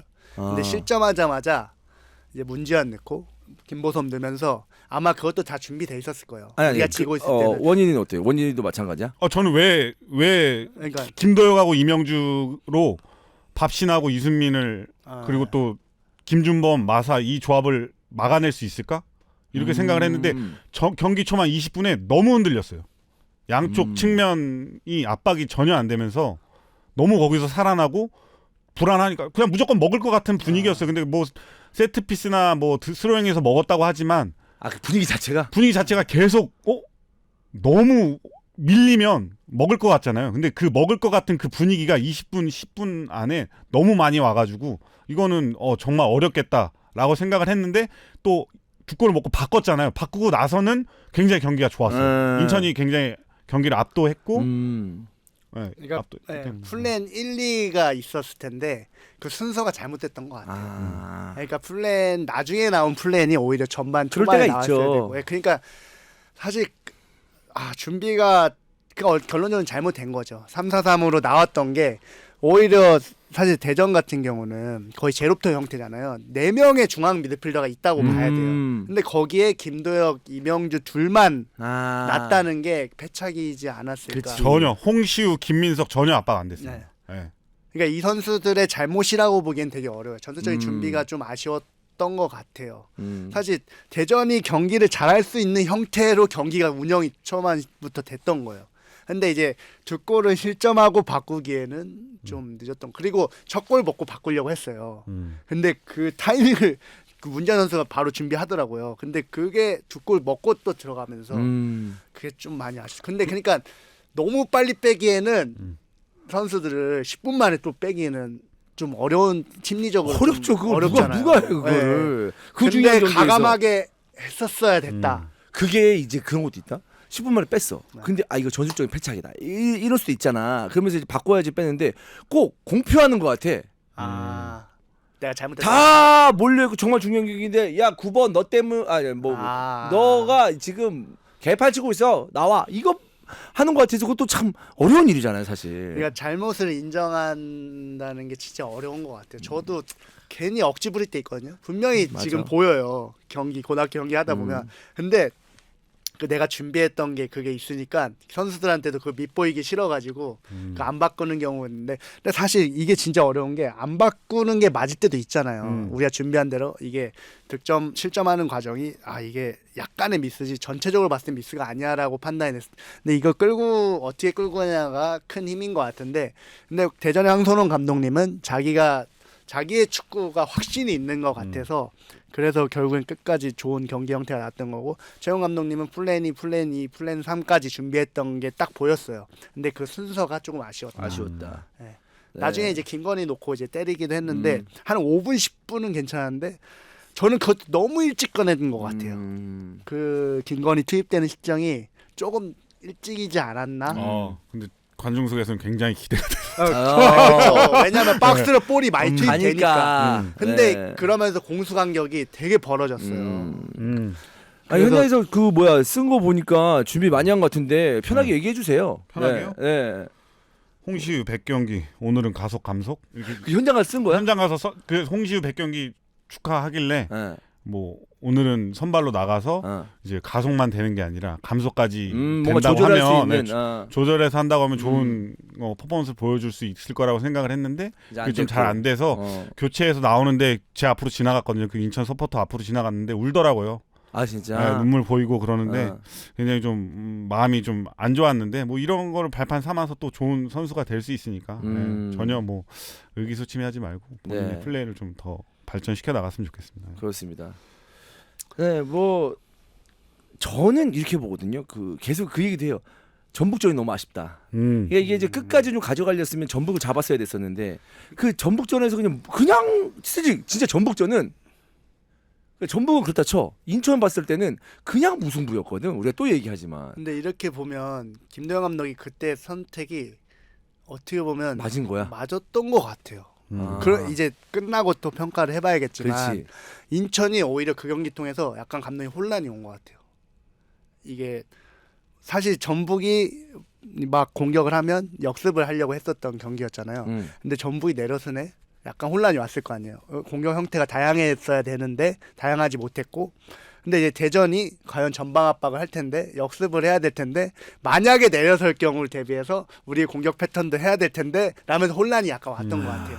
그래도 전술적인 그 변화를 주지 않았을까. 그래도 이게 안 되면 일로 가야겠다라고 했는데 그때 실점을 해버렸구나. 그쵸.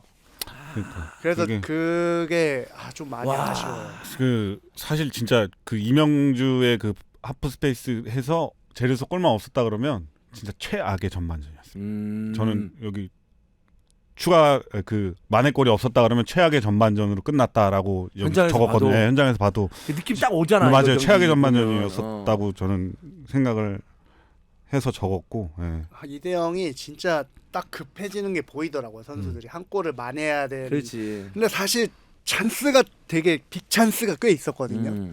근데 거기다 이창근. 그렇죠. 이창근이 또 막은 것도 이창근이 원일이가 씹은 이후로 진짜 더 잘해. 오. 클리어. 클리어. 네. 진짜 좀 클래스가 다르다. 올라섰다. 국가대표 네, 발표돼서 국가대표. 그런지 국가대표 진짜 되게 골대가 작아 보일 정도로.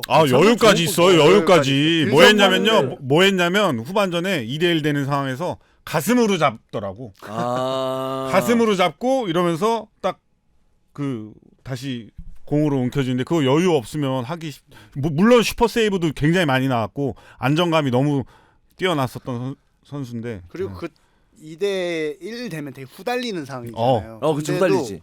여유가 그 있어요. 여유가 있는 게 느껴지니까 공격수 입장에서 되게 부담스러웠을 것 같아요. 그렇지. 네, 딱 그리고 수비수들도 아마 대전 수비수들도 되게 안정감을 느꼈을 거예요. 골키퍼가 여유가 있으니까. 근데 골키퍼가 불안해하면 다 불안해지거든요. 갑자기 막 헛짓거리 하면은. 네. 근데 그 안정감 골키퍼가 진짜 되게 큰 것 같아요. 축구에서 요즘에 또 고등학교 축구에서 그런지 더 느껴요. 진짜 골키퍼가 진짜 중요하구나. 나는 정말 축복받. 왜냐면 제가 고등학교 때는 조수혁이랑 하고 대학교 때 김진현이랑 했거든요. 이게 진짜 컸구나. 왜냐면 걔네는 슈팅 어설프게 주면은 그냥 다 막아요. 진짜 완벽한 네. 것도 막아내니까. 그럴 정도로 이창근이 엄청난 퍼포먼스 저는 보였다고 생각을 해요.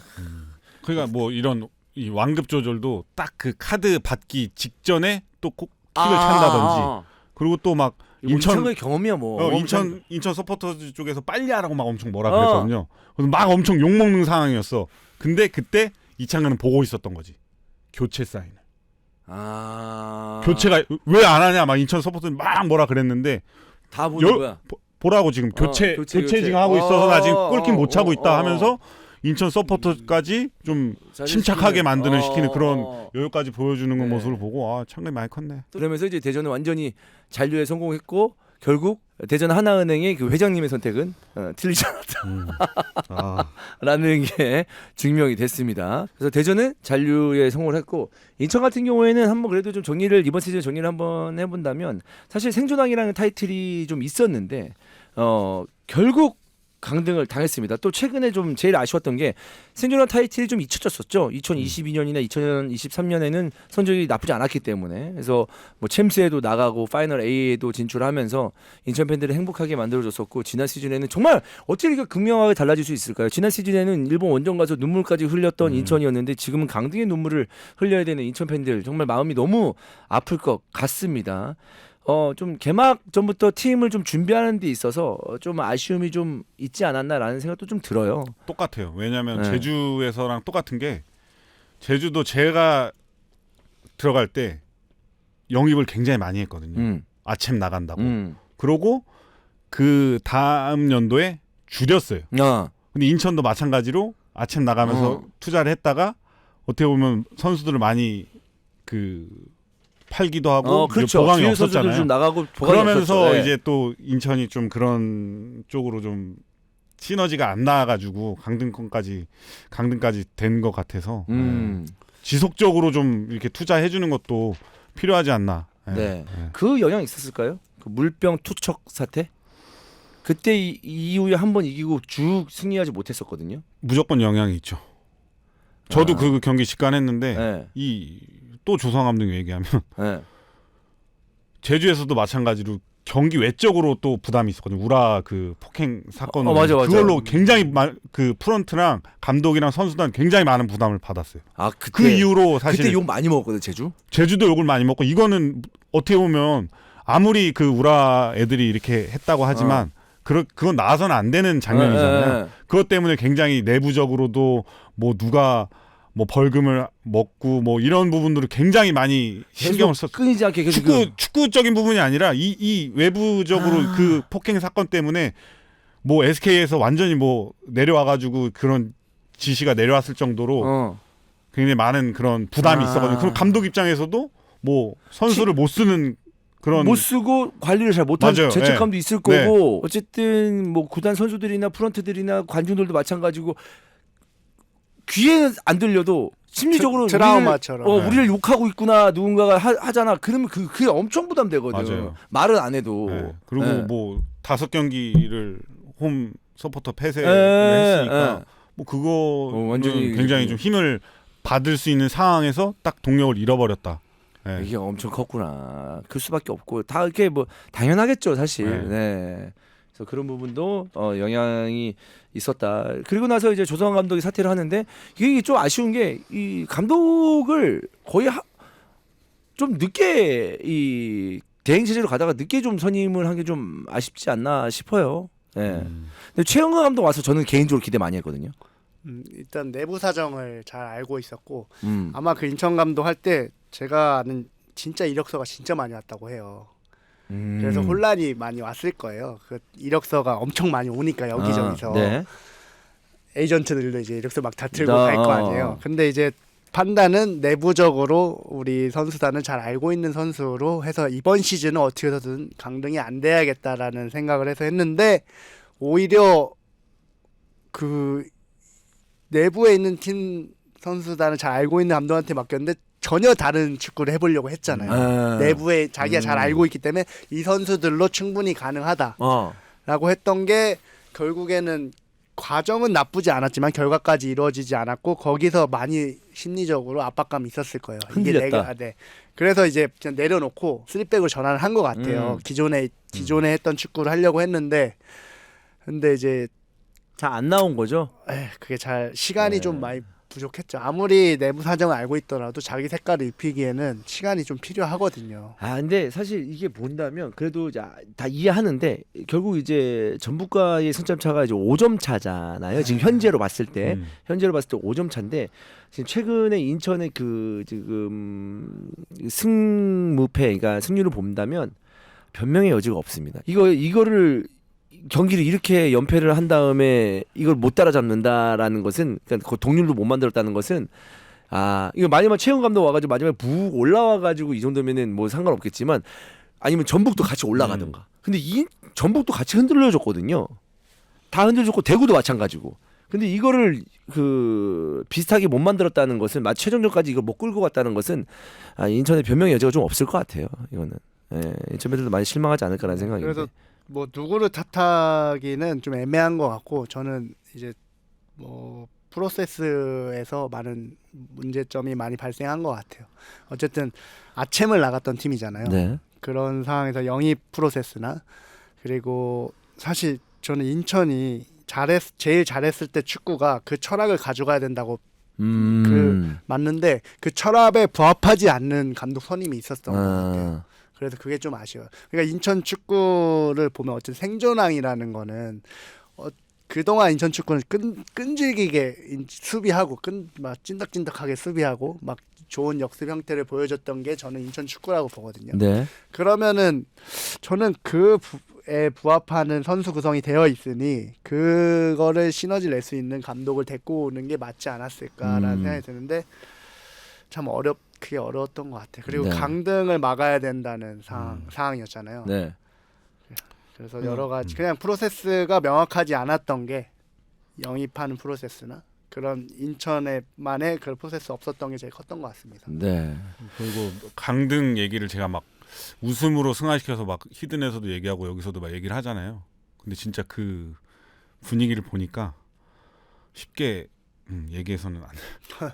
안 되죠. 네. 그거는 지나고 나니까 또 본인이 맞아요. 경험했기 제주가 때문에 또 일부에 또 있고 얘기할 수 얘기를 하는 있는 건데, 부분이니까 근데 지금 그거는 직접 가서 보면 그거 잘 안 네. 나옵니다. 저도 그런 경기들 이제 몇 번 봤는데 쉽게 안 나오고 그 느낌이 별로 그럴 것 같아요. 그래서 저도 사실 요즘은 뭐 자주 가진 못하지만 어쨌든 너무 제 개인적으로는 사실 좀 뭐랄까 그렇게 스며들고 싶지 않은데 자꾸 김표가 지금 저한테 스며들고 있거든요. 저도 인천이 스며들고 있어요. 그래요? 왜냐면 애들이 너무 좋아해서 어. 애들이 김포 경기장 가는 거 너무 좋아하고 해서 전 내년에 시즌 코드 살 건데 네. 그래서 만약에 김포가 1부 리그 올라가서 강등된다 어. 그러면 저도 되게 기분이 안 좋을 것 같아요. 저는 원래 그런 것도 어떤 팀을 되게 좋아했던 본 적도 네. 없는데 상상만으로도 왜냐면 그만큼 제가 지금 김포를 좀 응원을 하고 있나 봐요. 그냥 지역 팀이니까. 사실 맞아요. 김포가 못해도 상관없어요. 네. 그냥 매 경기 그냥 응원을 할 뿐이야. 근데 갑자기 1부 리그 갔다 2부 리그 가면 그거는 씨발 느낌이 다르거든 사실. 맞아요. 저도 어? 사실 그거는 경기장에 추억이 있잖아요. 저도 처음 아들하고 표 끊고 간 데가 또 인천이고 뭐 5살 때부터 와서 이렇게 그런 기억이 있다 보니까 마지막에 강등되는데 막 명주가 막 메가폰 잡고 나왔는데 눈물 나더라고요. 그래. 예. 그래서 이거 강등 얘기 쉽게 진짜 웃으면서 얘기할 게 아니다. 어제 저는 가족이 그 이소영 코치하고 있다 그랬잖아요. 네. 진짜 분위기 안 좋았어. 아 거기도 네. 밥 먹는데 어제 수제비 먹었는데 수제비가 코로 들어간지 입으로 들어간지.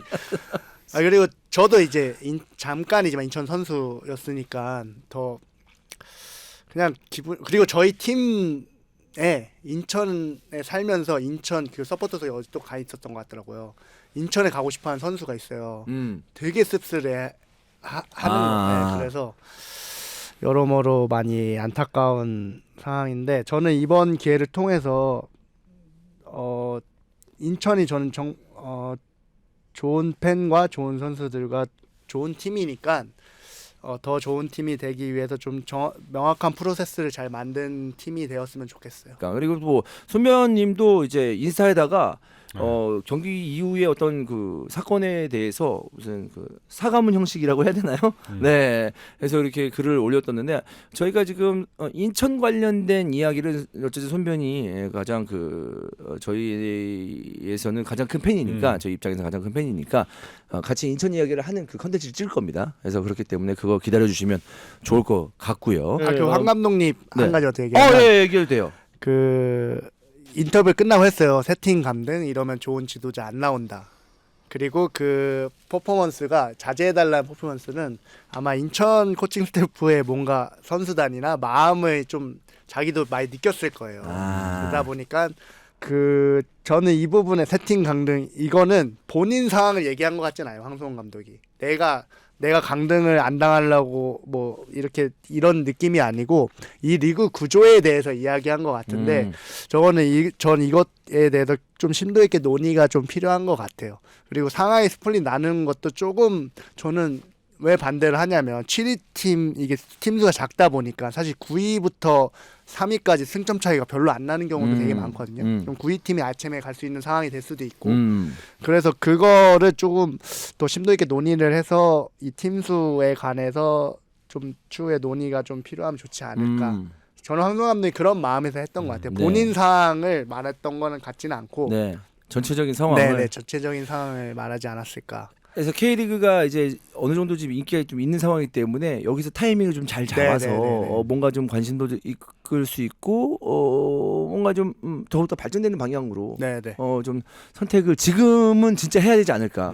뭐 내년에 바로 하자 이런 얘기보다 지금 바로 해서 내후년에도 좀 이렇게 뭔가 좀 변화를 주면 좋지 않을까 이런 생각을 좀 해봅니다. 축구가 이제 보니까 지역마다 좀 생기잖아요. 네. 그래도 중립 팬이 많이 없어질 것 같아요. 각 다 김포가 좋아지는 맞아요. 것처럼 네. 이제 자기 지역 팀을 맞아요. 점점 응원해지는 분위기로 중립 팬이 많이 없어질 저는 것 좀 같은. 김포에 좀 돈을 쓸 생각이 있습니다. 네, 그러니까 그 정도로 그럴 것 같아서 그것 또한 논의가 잘 돼서 굳이 중립 팬만을 위한 리그 구조. 왜냐면 막 그렇게 말해요. 재밌지 않냐? 뭐 강등 뭐 자기가 상관없. 보는 입장에 너무 재밌으니까. 근데 이제 그 시스템을 잘 구축해서 지금 타이밍에 그래서 리그도 발전하고 전체적으로 발전하는 시기가 잘 맞아져서 좋은. 제가 K리그 너무 좋아하니까 K리그가 더 재밌게 볼 수 있는 상황이 될 수 있지 않을까라는 생각이 들어서 한마디 해봤습니다. 네. 아무튼 뭐 인천 축구는 계속 되니까 맞아요. 그렇죠. 응원해 주시면 좋겠어요. 네, 입으로 마지막 라운드 강등 잘 되더라도. 치르고 솔직히 인천에 힘이 있다면 바로 승격을 하는 거 목표로 팀을 짜야 된다라고 생각을 합니다. 저는 뭐 이번 라운드 끝나자마자 그러니까 다음 라운드 지금 뭐 A매치 휴식기잖아요. 지금부터 저는 준비를 해야 된다고 봅니다. 예. 뭐 팬들이나 다른 어떤 그 선수들이나 뭐 그런 분들은 이제 좀 침울할 수도 있겠지만 프런트들은 지금부터 정신 차리고 차근차근 준비를 해야 되지 않을까라는 생각입니다. 인천이 강등을 당했습니다. 인천 팬들에게 심심한 위로의 말씀을 드리겠고요. 지금 원희가 얘기한 것처럼 축구는 계속되니까 인천이 마지막 라운드 잘 치르고 그리고 인천이 2부 리그에서 새롭게 도전해서 승격하는 모습 또 다른 또 팬들에게 행복감을 주면서 지나고 났을 때 추억으로 생각할 수 있는 그런 기억으로 지금은 아프지만 추억으로 생각할 수 있는 그런 기억으로 어제 경기가 남았으면 좋겠습니다. 자, 주간 K리그 추 여기까지 하겠습니다. 고맙습니다. 감사합니다. 감사합니다.